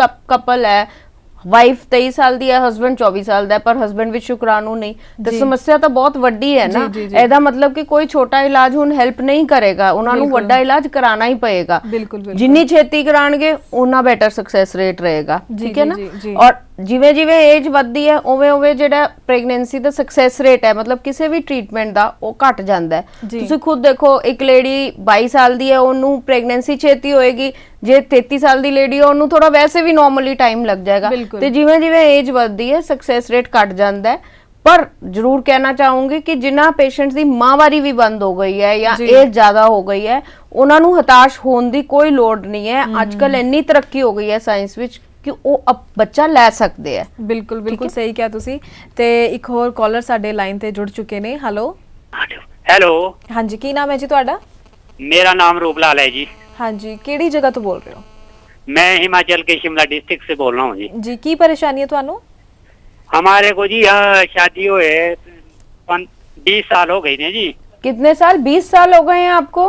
हाँ जी, हाँ जी। अच्छा, क्या प्रॉब्लम बताई डॉक्टर्स ने आपको?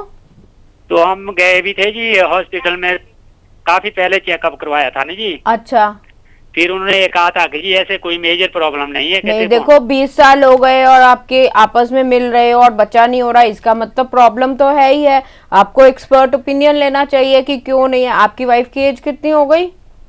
उनकी 44 साल हो गई। हाँ, तो इतनी देर हो गई, अब आप क्यों वेट कर रहे हो? अब तो उनका अंडा बनना भी मुश्किल हो जाएगा, तो आपको अच्छा इलाज इमीडिएटली करा लेना चाहिए अगर आपने बच्चा लेना है तो।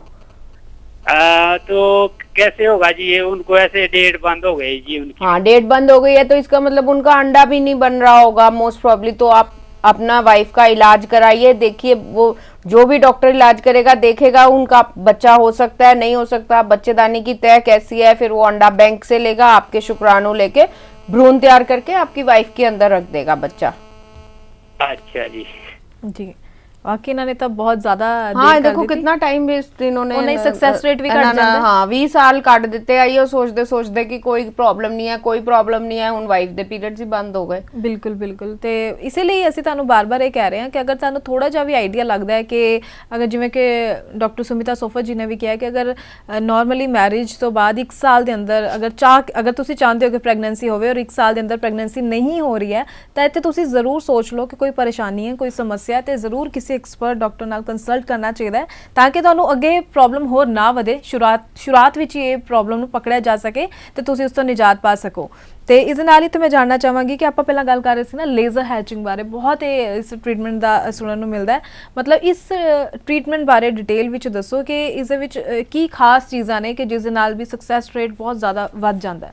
ਹਾਂ, ਦੇਖੋ ਮੈਂ ਪਹਿਲਾਂ ਵੀ ਤੁਹਾਨੂੰ ਦੱਸਿਆ ਸੀ ਕਿ ਸਭ ਤੋਂ ਪਹਿਲਾਂ ਜਦ ਆਈਵੀਐਫ ਸ਼ੁਰੂ ਹੋਇਆ ਲੋਕੀ ਪਲੇਨ ਆਈਵੀਐਫ ਕਰਦੇ ਸੀ, ਠੀਕ ਹੈ। ਆਈਵੀਐਫ ਤੋਂ ਬਾਅਦ ਹੌਲੀ ਹੌਲੀ ਹੋਰ ਮਸ਼ੀਨਾਂ ਆ ਗਈਆਂ, ਇਕਸੀ ਵਿਧੀ ਆ ਗਈ, ਇਮਸੀ ਵਿਧੀ ਆ ਗਈ, ਫਿਰ ਹੋਰ ਮਤਲਬ ਵਿਗਿਆਨ ਨੇ ਹੋਰ ਤਰੱਕੀ ਕਰ ਲਈ ਤੇ ਫਿਰ ਲੇਜ਼ਰ ਹੈਚਿੰਗ ਜੀ ਵਿਧੀ ਆ ਗਈ। ਪਹਿਲੇ ਲੇਜ਼ਰ ਹੈਚਿੰਗ ਸੀ ਉਹ ਜਿਹੜੀ ਹੈਚਿੰਗ ਕਰਦੇ ਸੀ ਉਹ ਆਰਟੀਫੀਸ਼ੀਅਲ ਕਰਦੇ ਸੀ, ਕੈਮੀਕਲਸ ਨਾਲ ਹੀ ਕਰਦੇ ਸੀ। ਹੁਣ ਲੇਜ਼ਰ ਆ ਗਿਆ, ਠੀਕ ਹੈ। ਸਭ ਤੋਂ ਐਡਵਾਂਸਡ ਟੈਕਨੀਕਸ ਹੈ, ਠੀਕ ਹੈ, ਜਿਹਦੇ ਨਾਲ ਕਿ ਜਦ ਭਰੂਣ ਤਿਆਰ ਹੋ ਜਾਂਦਾ ਹੈ ਤੇ ਆਪਾਂ ਚਾਹੁੰਦੇ ਆ ਕਿ ਭਰੂਣ ਮਤਲਬ ਕਈ ਵਾਰ ਜਿਹੜੀ ਉਹਦੀ ਲਾਈਨਿੰਗ ਹੈ ਉਹ ਥਿਕ ਹੁੰਦੀ ਹੈ, ਇੰਪਲਾਂਟ ਨਹੀਂ ਹੁੰਦਾ, ਜਾਂ ਕਿਸੇ ਪੇਸ਼ੈਂਟ ਦੇ ਜਿਹੜੇ ਫਰੋਜ਼ਨ ਟ੍ਰਾਂਸਫਰ ਹੋ ਰਹੇ ਹੈ, ਕਿਸੇ ਪੇਸ਼ੈਂਟ ਦੇ ਜਿਹੜੇ ਭਰੂਣ ਆਪਾਂ ਨੇ ਫਰੀਜ਼ ਕਰ ਲਿੱਤੇ ਉਹਨਾਂ ਦੀ ਪਰਤ ਜਿਹੜੀ ਹੈ ਉਹ ਥਿਕ ਹੋ ਜਾਂਦੀ ਹੈ ਤੇ ਆਪਾਂ ਲੇਜ਼ਰ ਦੇ ਨਾਲ ਉਹਨੂੰ ਹੈਚ ਕਰ ਸਕਦੇ ਆ। ਉਹਦੇ ਵਿੱਚ ਹੋਲਸ ਹੋ ਜਾਂਦੇ ਆ ਲੇਜ਼ਰ ਦੇ ਨਾਲ, ਉਹਦੀ ਪਰਤ ਜਿਹੜੀ ਆ ਉਹ ਪਤਲੀ ਕਰ ਦਿੰਦੇ ਆ ਭਰੂਣ ਦੀ, ਫਿਰ ਤਾਂ ਕਿ ਜਦ ਆਪਾਂ ਐਮਬ੍ਰੀਓ ਟ੍ਰਾਂਸਫਰ ਕਰਦੇ ਆ, ਜਦ ਭਰੂਣ ਬੱਚੇਦਾਨੀ ਵਿੱਚ ਪਾਉਂਦੇ ਆ ਤੇ ਉਹ ਵੱਧ ਜਾਏ, ਮਤਲਬ ਕਿ ਸਕਸੈਸ ਰੇਟ ਅਲਟੀਮੇਟਲੀ ਇਹਦੇ ਨਾਲ ਵੱਧ ਜਾਂਦਾ ਹੈ। ਇਹੋ ਜੀ ਟੈਕਨੀਕਸ ਆ ਗਈਆਂ, ਇਹਨਾਂ ਦੇ ਨਾਲ ਸਕਸੈਸ ਰੇਟ ਜਿਹੜਾ ਪਲੇਨ ਆਈਵੀਐਫ ਨਾਲ ਹੈ ਉਹ ਕਈ ਜ਼ਿਆਦਾ ਹੋ ਗਿਆ ਜੀ। ਤੇ ਆ ਸਾਰਾ ਲੈਬੋਰਟਰੀ ਦਾ ਐਕਸਪਰਟਾਈਜ਼ ਹੈ, ਬਿਲਕੁਲ ਠੀਕ ਹੈ। ਪੇਸ਼ੈਂਟ ਨੂੰ ਕੋਈ ਪ੍ਰੋਬਲਮ ਨਹੀਂ ਹੈ, ਉਹਨੇ ਸਿਰਫ ਆਪਣੇ ਅੰਡੇ ਕਢਾਣੇ ਆ, ਅੰਡੇ ਕਢਾਉਣ ਤੋਂ ਬਾਅਦ ਆ ਸਾਰਾ ਕੰਮ ਲੈਬੋਰਟਰੀ ਵਿੱਚ ਹੈ। ਪਲੇਨ ਆਈਵੀਐਫ ਵੀ ਹੋ ਸਕਦਾ ਹੈ, ਲੇਜ਼ਰ ਹੈਚਿੰਗ ਹੁੰਦੀ ਹੈ, ਇਕਸੀ ਹੁੰਦੀ ਹੈ, ਇਮਸੀ ਵਿਧੀ ਹੈ, ਉਹ ਸਾਰੀ ਲੈਬੋਰਟਰੀ ਵਿੱਚ ਹੁੰਦੀ ਹੈ। ਨਈ ਮਸ਼ੀਨਸ ਆ ਗਈਆਂ ਅੱਜ ਕੱਲ, ਜਿਵੇਂ ਆਪਾਂ ਉਹਨੂੰ ਕਾਸਾ ਕਹਿੰਦੇ ਆ, ਇੱਕ ਹੋਰ ਮਸ਼ੀਨ ਆ ਗਈ ਹੈ, ਉਹਦੇ ਨਾਲ ਸਾਰਾ ਕੁਝ ਆਟੋਮੈਟਿਕਲੀ ਕੰਪਿਊਟਰ ਦੇਖਦਾ ਹੈ ਕਿ ਉਹ ਸਪਰਮਸ ਨਾਰਮਲ ਹੈ, ਬੱਚਾ ਪੈਦਾ ਕਰ ਸਕਦੇ ਆ, ਕਿੰਨੇ ਟਾਈਮ ਮੈਗਨੀਫਾਈ ਹੋ ਜਾਂਦਾ ਹੈ, ਠੀਕ ਹੈ ਨਾ। ਉਹਦੇ ਨਾਲ ਪਤਾ ਲੱਗ ਜਾਂਦਾ ਹੈ ਕਿ ਇਸ ਆਦਮੀ ਦੇ ਸਪਰਮਸ ਜਿਹੜੇ ਆ ਉਹ ਠੀਕ ਹੈ ਨਹੀਂ ਹੈ, ਕਿਹੜੀ ਕਮੀ ਹੈ, ਆਪਾਂ ਬੈਸਟ ਸਪਰਮ ਉਹਦੇ ਨਾਲ ਚੂਜ਼ ਕਰ ਸਕਦੇ ਆ, ਠੀਕ ਹੈ।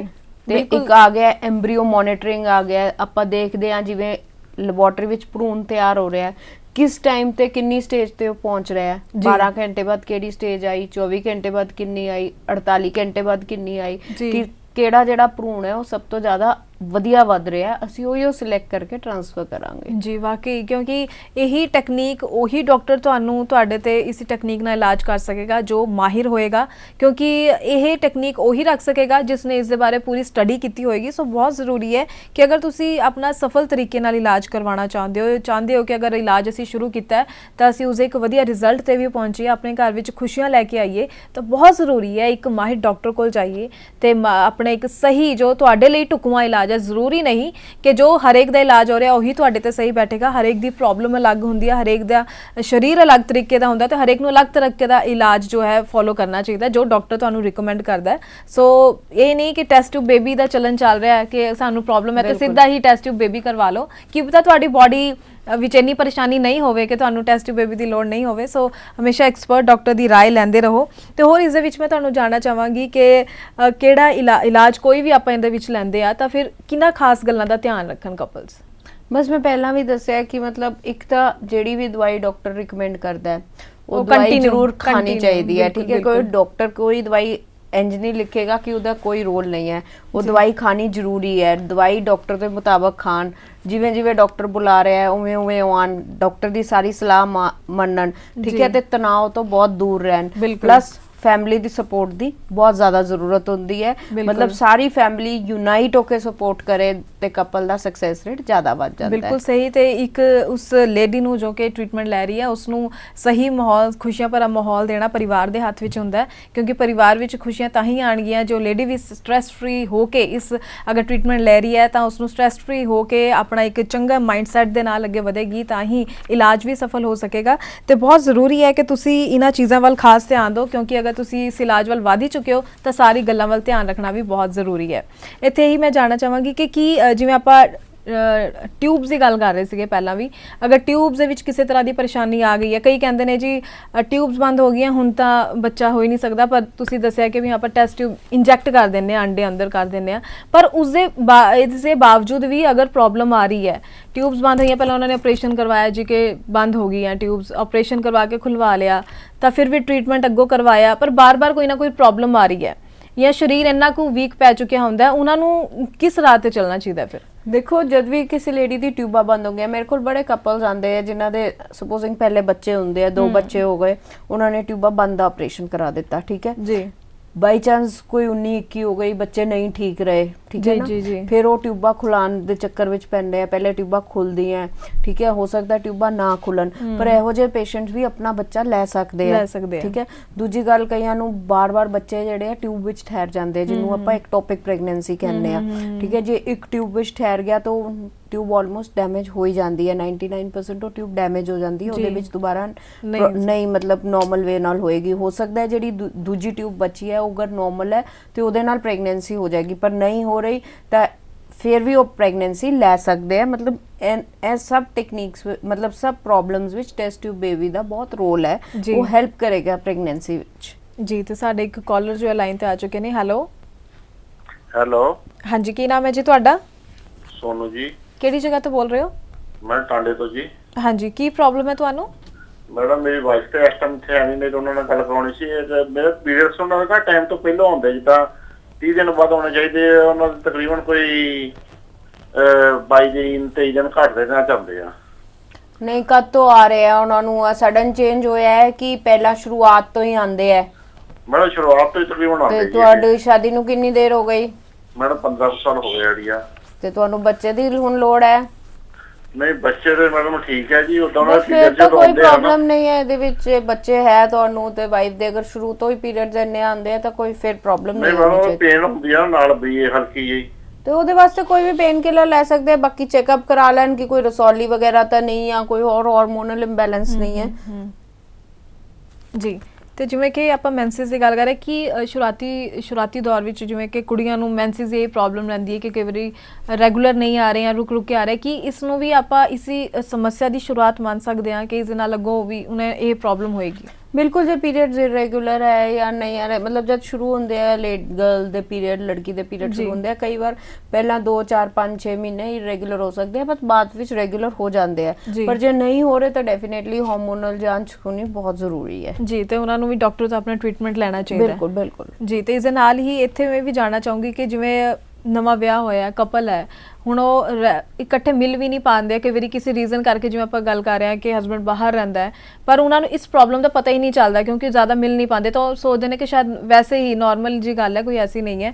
ਤਾਂ ਉਹਨਾਂ ਨੂੰ ਕਿੰਨੇ ਕੁ ਚਿਰ ਬਾਅਦ, ਮਤਲਬ ਆਪਾਂ ਇਹ ਸੋਚੇ ਕਿ ਆਪਾਂ ਨਾਰਮਲੀ ਗੱਲ ਕਰਦੇ ਹਾਂ ਕਿ 1 ਸਾਲ ਦੇ ਅੰਦਰ नहीं हो रहा था, फिर उन्होंने इलाज करवाना चाहिए। देखो, अगर वो ट्राई कर रहे हैं बच्चे वास्ते, ठीक है ना, हस्बैंड अगर तो 1 साल विच आया ही नहीं, ठीक है, फिर तो ऑब्वियसली कि प्रेगनेंसी होएगी। पर जे हस्बैंड बार बार आ रहे हैं, उन्होंने फर्टाइल पीरियड का पता है, वो ट्राई कर रहे हैं, उस पीरियड विच नहीं हो रहा प्रेगनेंसी, तो डेफिनेटली उन्होंने डॉक्टरी सलाह ले लेनी चाहिए जी। तो जिवें लेडी दी कोई भी प्रॉब्लम नहीं है, बॉडी दे विच प्रॉब्लम आ रही है हस्बैंड दे विच, ਤਾਂ ਫਿਰ ਕੀ ਸਿਰਫ ਹਸਬੈਂਡ ਦੇ ਇਲਾਜ ਦੇ ਨਾਲ ਚੱਲਦੇ ਲੇਡੀ ਨੂੰ ਸਪੋਰਟ ਮਿਲ ਜਾਏਗੀ ਇਸ ਤੋਂ? हाँ बिल्कुल, जो हस्बैंड ਦੇ ਅਗਰ ਸ਼ੁਕਰਾਣੂ ਮਾੜੇ ਮੋਟੇ ਵੀਕ ਹੈ ਤਾਂ ਅਗਰ ਉਹ ਦਵਾਈ ਦੇ ਨਾਲ ਠੀਕ ਹੋ ਗਿਆ ਤਾਂ ਪ੍ਰੈਗਨੈਂਸੀ ਹੋ ਜਾਂਦੀ ਹੈ। ਕਈ ਵਾਰ ਕੀ ਹੁੰਦਾ ਦੋਵਾਂ ਵਿੱਚ ਕੋਈ ਪ੍ਰੋਬਲਮ ਨਹੀਂ ਹੁੰਦੀ, ਫਿਰ ਵੀ ਬਾਰ-ਬਾਰ ਜੋ ਹੈ ਮਿਸਕੈਰੇਜ ਹੁੰਦਾ ਹੈ, ਇਸ ਦੇ ਪਿੱਛੇ ਕੀ ਰੀਜ਼ਨ ਰਹਿੰਦਾ ਹੈ? ਮਿਸਕੈਰੇਜ ਦੇ ਨਾਲ ਹੋ ਸਕਦਾ ਕਈ ਵਾਰ ਮੇਰੇ ਕੋਲ ਕਈ ਕਪਲਸ ਆਉਂਦੇ ਆ ਜੇ ਕਹਿੰਦੇ ਆ ਜੀ ਆਪਾਂ ਸ਼ਾਦੀ ਨੂੰ 15 ਸਾਲ ਹੋ ਗਏ 20 ਸਾਲ ਹੋ ਗਏ ਸਾਰੀ ਰਿਪੋਰਟਾਂ ਨਾਰਮਲ ਹੈ ਠੀਕ ਹੈ ਨਾ ਕਈ ਵਾਰ ਤਾਂ ਟੈਸਟ ਹੀ ਪੂਰੇ ਨਹੀਂ ਹੋਏ ਹੁੰਦੇ ਠੀਕ ਹੈ ਨਾ ਪੇਸ਼ੈਂਟ ਦੇ ਕਈ ਵਾਰ ਟੈਸਟ ਪੂਰੇ ਨਹੀਂ ਹੁੰਦੇ ਉਹ ਇੱਕੋ ਹੀ ਟੈਸਟ ਉਹ ਬਾਰ-ਬਾਰ 10-10 20-20 ਵਾਰ ਕਰਾਈ ਜਾਂਦੇ ਆ ਜਿਵੇਂ ਅੰਡੇਦਾਨੀ ਦੀ ਸਕੈਨਿੰਗ ਹੀ ਕਰਾਈ ਜਾਂਦੇ ਆ ਕਿ ਅੰਡਾ ਬਣ ਰਿਹਾ ਨਹੀਂ ਬਣ ਰਿਹਾ ਉਹਦਾ ਕੋਈ ਫਾਇਦਾ ਨਹੀਂ ਹੁੰਦਾ ਸਭ ਤੋਂ ਪਹਿਲਾਂ ਦੇਖਣਾ ਪੈਂਦਾ ਕਿ ਸਾਰੇ ਟੈਸਟ ਹੋ ਗਏ ਆ ਕਿ ਨਹੀਂ ਹੋਏ ਜੇ ਨਹੀਂ ਹੋਏ ਤਾਂ ਉਹ ਟੈਸਟ ਕਰਨੇ ਪੈਣੇ ਆ ਹੋ ਸਕਦਾ ਕੋਈ ਨਾ ਕੋਈ ਨੁਕਸ ਨਿਕਲ ਹੋ ਸਕਦਾ ਲੇਡੀ ਦੀ ਜਿਹੜੀ ਬੱਚੇਦਾਨੀ ਹਸਬੈਂਡ ਦੇ ਸਪਰਮਸ ਨੂੰ ਨਾ ਅਸੈਪਟ ਕਰਦੀ ਹੋ ਜਾਂ ਉਹਦੇ ਅੰਡੇ ਫਰਟੀਲਾਈਜ਼ ਹੀ ਨਾ ਕਰ ਸਕਦੇ ਹੋ ਠੀਕ ਹੈ ਜਾਂ ਸਾਰੇ ਸਪਰਮ ਕਾਊਂਟ ਇੰਨਾ ਵਧੀਆ ਹੋਏ ਪਰ ਸਾਰੇ ਸਪਰਮਸ ਹੀ ਐਬਨੋਰਮਲ ਹੋ ਪਰ ਫਿਰ ਵੀ ਅਗਰ ਸਾਰਾ ਕੁਝ ਚੈੱਕਅਪ ਕਰ ਲਈਏ ਨਾਰਮਲ ਹੈ ਤਾਂ ਕਈ ਕਪਲਸ ਹੁੰਦੇ ਆ 10% ਇਹੋ ਜਿਹੇ ਜੋੜੇ ਆ ਜਿਹਦੇ ਵਿੱਚ ਕੋਈ ਸਮੱਸਿਆ ਨਹੀਂ ਹੋਏ ਤੇ ਉਹਨਾਂ ਨੂੰ ਨਹੀਂ ਹੋ ਰਹੀ ਪ੍ਰੈਗਨੈਂਸੀ ਤਾਂ ਉਹਨਾਂ ਨੂੰ ਫਿਰ ਉੱਪਰਲੀ ਟੈਕਨੀਕਸ ਇਮਸੀ ਵਰਗੀ ਟੈਕਨੀਕਸ ਜ਼ਰੂਰ ਕਰਾ ਲੈਣੀ ਚਾਹੀਦੀ ਹੈ ਹਾਂਜੀ ਜਿਵੇਂ ਕਿ ਤੁਸੀਂ ਕਿਹਾ ਕਿ ਕਿਸੇ ਲੇਡੀ ਦੀ ਬੋਡੀ ਹੈ ਜੋ ਆਪਣੇ ਹਸਬੈਂਡ ਦੇ ਸ਼ੁਕਰਾਨਾ ਨੂੰ ਲੈ ਹੀ ਨਹੀਂ ਰਹੀ ਹੈ ਤਾਂ ਉਸ ਦੇ ਲਈ ਵੀ ਯਾਨੀ ਇਮਸੀ ਔਰ ਇਕਸੀ ਵਿਧੀ ਸਹੀ ਰਹੇਗੀ ਬਿਲਕੁਲ ਬੈਟਰ ਰਹੇਗਾ ਕਿਉਂਕਿ ਸਭ ਤੋਂ ਵਧੀਆ ਟੈਕਨੀਕ ਉਹੀਓ ਹੈ ਤੇ ਉਹ ਬੈਸਟ ਟੈਕਨੀਕਸ ਕਰਾਣੀ ਚਾਹੀਦੀ ਹੈ ਜੀ ਤੇ ਫਿਰ ਅਗਰ ਤੁਸੀਂ ਹੁਣ ਇਮਸੀ ਔਰ ਇਕਸੀ ਵਿਧੀ ਦੀ ਗੱਲ ਕੀਤੀ ਹੈ ਤਾਂ ਮੈਂ ਚਾਹੂੰਗੀ ਇੱਕ ਵਾਰ ਫਿਰ ਤੁਸੀਂ ਸਾਡੇ ਦਰਸ਼ਕਾਂ ਨੂੰ ਕਿਉਂਕਿ ਜਿੰਨਾ ਅਸੀਂ ਚਾਹੁੰਦੇ ਜਿੰਨਾ ਸਾਡੇ ਦਰਸ਼ਕਾਂ ਨੂੰ ਇਹਨਾਂ ਟ੍ਰੀਟਮੈਂਟਸ ਬਾਰੇ ਪਤਾ ਚੱਲੇਗਾ ਉਨਾ ਹੀ ਅਵੇਅਰਨੈਸ ਸਾਡੇ ਸਮਾਜ ਵਿੱਚ ਵੀ ਆਏਗੀ ਤਾਂ ਜ਼ਰੂਰ ਇਸ ਟ੍ਰੀਟਮੈਂਟ ਬਾਰੇ ਵੀ ਇੱਕ ਵਾਰ ਫਿਰ ਸਾਡੇ ਦਰਸ਼ਕਾਂ ਨੂੰ ਦੱਸੋ ਤੁਸੀਂ ਦੇਖੋ ਜਿਹੜੀ ਇਹ ਟੈਕਨੀਕਸ ਹੈ ਮੈਂ ਪਹਿਲਾਂ ਵੀ ਦੱਸਿਆ ਸਾਰੀ ਜਿਹੜੀ ਹੈ IVF ਲੈਬੋਰੇਟਰੀ ਦੇ ਅੰਦਰ ਟੈਕਨੀਕਸ ਹੁੰਦੀ ਹੈ ਇਹਦੇ ਵਾਸਤੇ ਬਹੁਤ ਵਧੀਆ ਮਸ਼ੀਨਾਂ ਚਾਹੀਦੀਆਂ ਹੁੰਦੀਆਂ ਤਾਂ ਬਹੁਤ ਐਕਸਪਰਟ ਜਿਹੜਾ ਹੈ ਭਰੂਣ ਵਿਗਿਆਨਿਕ ਹੋਣੇ ਚਾਹੀਦੇ ਆ ਜਿਹਦੇ ਵਿੱਚ ਆਪਾਂ ਇੱਕ ਐਗ ਤੇ ਇੱਕ ਸਪਰਮ ਦਾ ਮਿਲਨ ਕਰਦੇ ਆ ਮਾਈਕਰੋਸਕੋਪ ਦੇ ਅੰਦਰ ਮਤਲਬ ਮੈਨੂਅਲੀ ਇੰਜੈਕਟ ਕੀਤਾ ਜਾਂਦਾ ਹੈ ਸਪੈਸ਼ਲ ਮਾਈਕਰੋਸਕੋਪ ਆਂਦਾ ਹੈ ਉਹ ਕਿੰਨੇ ਟਾਈਮ ਮੈਗਨੀਫਾਈ ਕਰ ਦਿੰਦਾ ਹੈ ਫਿਰ ਜਦ ਭਰੂਣ ਤਿਆਰ ਹੋ ਜਾਂਦਾ ਹੈ ਭਰੂਣ ਸਪੈਸ਼ਲ ਇਨਕਿਊਬੇਟਰਸ ਵਿੱਚ ਤਿਆਰ ਹੁੰਦਾ ਹੈ ਤਿਆਰ ਹੋਣ ਤੋਂ ਬਾਅਦ ਬੱਚੇਦਾਨੀ ਦੇ ਵਿੱਚ ਰੱਖਿਆ ਜਾਂਦਾ ਹੈ ਜੀ ਬਿਲਕੁਲ ਸੋ ਯਾਨੀ ਕਿਸੇ ਵੀ ਤਰ੍ਹਾਂ ਦੀ ਪ੍ਰੋਬਲਮ ਹੋਵੇ ਕੋਈ ਵੀ ਹੋਵੇ ਉਸ ਦਾ ਜੋ ਹੈ ਇੱਕ ਨਾ ਕੋਈ ਸਮਾਧਾਨ ਜ਼ਰੂਰ ਹੈ ਲੇਕਿਨ ਸਿਰਫ ਉਹੀ ਗੱਲ ਹੈ ਕਿ ਅੱਛੀ ਲੈਬੋਰੇਟਰੀਜ਼ ਜਿੱਥੇ ਅੱਛੇ ਮਾਹਿਰ ਡਾਕਟਰ ਆਪਣੇ ਦਿਸ਼ਾ ਨਿਰਦੇਸ਼ ਵਿੱਚ ਲੈਬੋਰੇਟਰੀਜ਼ ਨੂੰ ਚਲਾ ਰਹੇ ਨੇ ਪੂਰੀ ਦੇਖ ਰੇਖ ਰੱਖ ਕੇ ਹੀ ਸਹੀ ਟ੍ਰੀਟਮੈਂਟ ਤੁਹਾਨੂੰ ਦੇ ਰਹੇ ਨੇ ਉੱਥੇ ਜਾਣਾ ਬਹੁਤ ਜ਼ਰੂਰੀ ਹੈ ਤੇ ਤੁਹਾਡਾ ਵੀ ਸਮਾਧਾਨ ਪਰੇਸ਼ਾਨੀ ਦਾ ਜ਼ਰੂਰ ਨਿਕਲ ਜਾਏਗਾ ਇੱਥੇ ਹੋਰ ਦੱਸੋ ਕਿ ਤੁਹਾਡੇ ਕੋਲ ਕਪਲਸ ਆਉਂਦੇ ਨੇ ਕਈ ਤਰ੍ਹਾਂ ਦੇ ਕਪਲਸ ਆਉਂਦੇ ਹੋਣੇ ਜੋ ਇਸ ਪਰੇਸ਼ਾਨੀ ਤੋਂ ਪਰੇਸ਼ਾਨ ਨੇ ਜ਼ਿਆਦਾਤਰ ਪ੍ਰੋਬਲਮ ਕਿਹੜੀ ਨਜ਼ਰ ਆਉਂਦੀ ਹੈ ਦੇਖੋ ਅੱਜ ਕੱਲ ਇੱਕ ਤਾਂ ਮੈਂ ਪਹਿਲਾਂ ਗੱਲ ਤੁਸੀਂ ਕਹਿ ਰਹੇ ਸੀ ਕਿ ਅੱਛੀ ਲੈਬੋਰੇਟਰੀ ਹੋਣੀ ਚਾਹੀਏ ਮੈਂ ਬੜੇ ਦੇਖੇ ਮਤਲਬ ਕਿ ਨਾ ਤੁਸੀਂ ਜਦ ਵੀ ਕਪਲ ਹੈ ਉਹਨੂੰ ਪ੍ਰੋਪਰਲੀ ਸਿਲੈਕਟ ਕਰਨਾ ਚਾਹੀਦਾ ਕਿ ਉਹਦੇ ਵਿੱਚ ਜਿਹੜਾ ਕਿ ਡਾਕਟਰਸ ਹੈ ਉਹ ਕਿੰਨੇ ਕੁਆਲੀਫਾਈਡ ਹੈ ਉਹ ਬਾਹਰੋਂ ਤਾਂ ਨਹੀਂ ਆ ਕੇ ਕੰਮ ਕਰਕੇ ਚਲੇ ਜਾਂਦੇ ਮਤਲਬ ਕਿ ਪੇਸ਼ੈਂਟ ਨੂੰ ਹਮੇਸ਼ਾ ਇੱਕ ਡਾਕਟਰ ਦੀ ਲੋੜ ਰਹਿੰਦੀ ਹੈ ਜੋ ਪੇਸ਼ੈਂਟ ਨੂੰ ਗਾਈਡ ਕਰ ਸਕੇ ਕਿਉਂਕਿ ਟੈਸਟ ਟਿਊਬ ਬੇਬੀ ਕਰਾਉਣ ਤੋਂ ਬਾਅਦ ਵੀ ਪੇਸ਼ੈਂਟ ਦੇ ਮਨ ਵਿੱਚ 100 ਕੁਐਸਚਨਸ ਹੋਣਗੇ 100 ਪ੍ਰੋਬਲਮਸ ਕੋਈ ਵੀ ਪਰੇਸ਼ਾਨੀ ਕਦੇ ਵੀ ਆ ਸਕਦੀ ਹੈ ਤਾਂ ਉਹਨੂੰ ਦੇਖਣਾ ਚਾਹੀਦਾ ਹੈ ਕਿ ਕੋਈ ਅਵੇਲੇਬਲ ਡਾਕਟਰ ਹੈ ਜੋ ਉਹਨੂੰ ਸੈਟੀਸਫਾਈ ਕਰ ਸਕਦਾ ਹੈ ਕਿ ਨਹੀਂ ਕਰ ਸਕਦਾ ਬਿਲਕੁਲ ਔਰ ਅੱਜ ਕੱਲ ਤਾਂ ਤੁਸੀਂ ਦੇਖੋ ਕਿ ਮਤਲਬ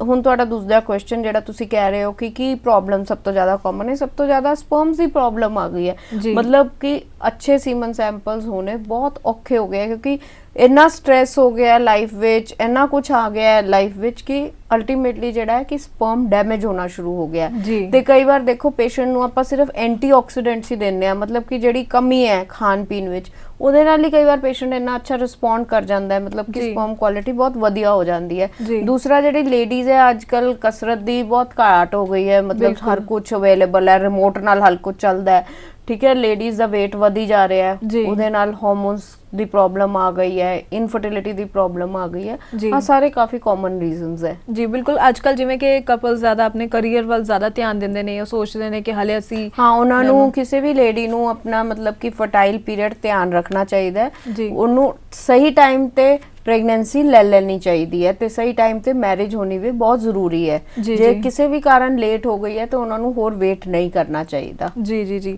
ਔਰ ਜੇ ਕੋਈ ਕਪਲ ਨੇ ਜੋ ਚਾਹੁੰਦੇ ਨੇ ਕਿ ਅਸੀਂ ਥੋੜਾ ਟਾਈਮ ਗੈਪ ਪਾਈਏ ਤਾਂ ਉਹਨਾਂ ਨੂੰ ਵੀ ਚਾਹੀਦਾ ਹੈ ਕਿ ਰੈਗੂਲਰ ਆਪਣਾ ਚੈੱਕਅਪ ਵੀ ਕਰਵਾਉਂਦੇ ਰਹਿਣ ਨਹੀਂ ਉਹਨਾਂ ਨੇ ਜਿਵੇਂ ਇੱਕ ਲੇਡੀ ਹੈ ਉਹਨੇ ਟਾਈਮ ਗੈਪ ਪਾਣਾ ਹੈ ਉਹਨੇ ਹਾਲੇ she wants to wait for 10 years ਜਿਵੇਂ 10 ਸਾਲ ਹੋਰ ਵੇਟ ਕਰਨਾ ਚਾਹਦੀ ਹੈ ਤਾਂ ਉਹਨੂੰ ਆਪਣੇ ਅੱਛੇ ਟਾਈਮ ਦੇ ਅੰਡੇ ਜਿਹੜੇ ਆ ਮਤਲਬ ਅੰਡੇ ਬਣਵਾ ਕੇ ਫ੍ਰੀਜ਼ ਕਰਾ ਲੈਣੇ ਚਾਹੀਦੇ ਆ ਠੀਕ ਹੈ ਤਾਂ ਕਿ ਜਦ ਵੀ ਉਹਨੂੰ ਬੱਚੇ ਦੀ ਲੋੜ ਹੈ ਤੇ ਸਪਰਮਸ ਨਾਲ ਮਿਲਾ ਕੇ ਆਪਾਂ ਭਰੂਣ ਤਿਆਰ ਕਰ ਲਈਏ ਜੀ ਬਹੁਤ ਹੀ ਇਹ ਤੁਸੀਂ ਇੱਕ ਚੰਗੀ ਗੱਲ ਦੱਸੀ ਹੈ ਉਹਨਾਂ ਕਪਲਸ ਦੇ ਲਈ ਜੋ ਆਪਣੇ ਕੈਰੀਅਰ ਨੂੰ ਲੈ ਕੇ ਬਹੁਤ ਹੀ ਜ਼ਿਆਦਾ ਓਰੀਐਂਟਡ ਹੁੰਦੇ ਨੇ ਉਹ ਸੋਚਦੇ ਨੇ ਕਿ ਹਲੇ ਅਸੀਂ ਬੱਚੇ ਨਹੀਂ ਚਾਹੁੰਦੇ ਆ ਸੋ ਉਹ ਵੀ ਆਪਣੇ ਜੋ ਬੈਸਟ ਟਾਈਮ ਪੀਰੀਅਡ ਦੇ ਅੰਡੇ ਨੇ ਉਹਨਾਂ ਨੂੰ ਫ੍ਰੀਜ਼ ਕਰਵਾ ਸਕਦੇ ਨੇ ਤੇ ਜਦੋਂ ਵੀ ਪ੍ਰੈਗਨੈਂਸੀ ਚਾਹੁੰਦੇ ਨੇ ਜਦੋਂ ਵੀ ਚਾਹੁੰਦੇ ਨੇ ਕਿ ਅਸੀਂ ਕਨਸੀਵ ਕਰਨਾ ਚਾਹੁੰਦੇ ਆ ਤਾਂ ਉਹਨਾਂ ਅੰਡਿਆਂ ਨੂੰ ਯੂਜ਼ ਕਰ ਸਕਦੇ ਨੇ ਸੋ ਮੈਨੂੰ ਪੂਰੀ ਉਮੀਦ ਹੈ ਕਿ ਇਸ ਪ੍ਰੋਗਰਾਮ ਦੇ ਵਿੱਚ ਡਾਕਟਰ ਸੁਮਿਤਾ ਸੋਫਤ ਜੀ ਨੇ ਜੋ ਵੀ ਜਾਣਕਾਰੀ ਦਿੱਤੀ ਹੈ ਤੁਹਾਡੇ ਲਈ ਕਾਫੀ ਫਾਇਦੇਮੰਦ ਰਹੀ ਹੋਏਗੀ। ਤੁਹਾਨੂੰ ਜ਼ਰੂਰ ਕਈ ਵਹਿਮਾਂ ਭਰਮਾਂ ਤੋਂ ਨਿਜਾਤ ਮਿਲ ਗਿਆ ਹੋਵੇਗਾ, ਕਈ ਨਵੀਂ ਚੀਜ਼ਾਂ ਦਾ ਤੁਹਾਨੂੰ ਪਤਾ ਚੱਲ ਗਿਆ ਹੋਵੇਗਾ। ਤਾਂ ਉਮੀਦ ਕਰਦੇ ਹਾਂ ਸਾਡੇ ਇਸ ਪ੍ਰੋਗਰਾਮ ਦੇ ਜ਼ਰੀਏ, ਸਾਡੇ ਇਸ ਸ਼ੋਅ ਦੇ ਜ਼ਰੀਏ ਅਗਰ ਕਈ ਕਪਲਸ ਦੀ ਇਹ ਪਰੇਸ਼ਾਨੀ ਤੋਂ ਨਿਜਾਤ ਮਿਲਦੀ ਹੈ ਤੇ ਉਹਨਾਂ ਦੇ ਘਰ ਵਿੱਚ ਵੀ ਖੁਸ਼ੀਆਂ ਆਉਂਦੀਆਂ ਨੇ ਤਾਂ ਸਾਨੂੰ ਵਾਕਈ ਬਹੁਤ ਚੰਗਾ ਲੱਗੇਗਾ।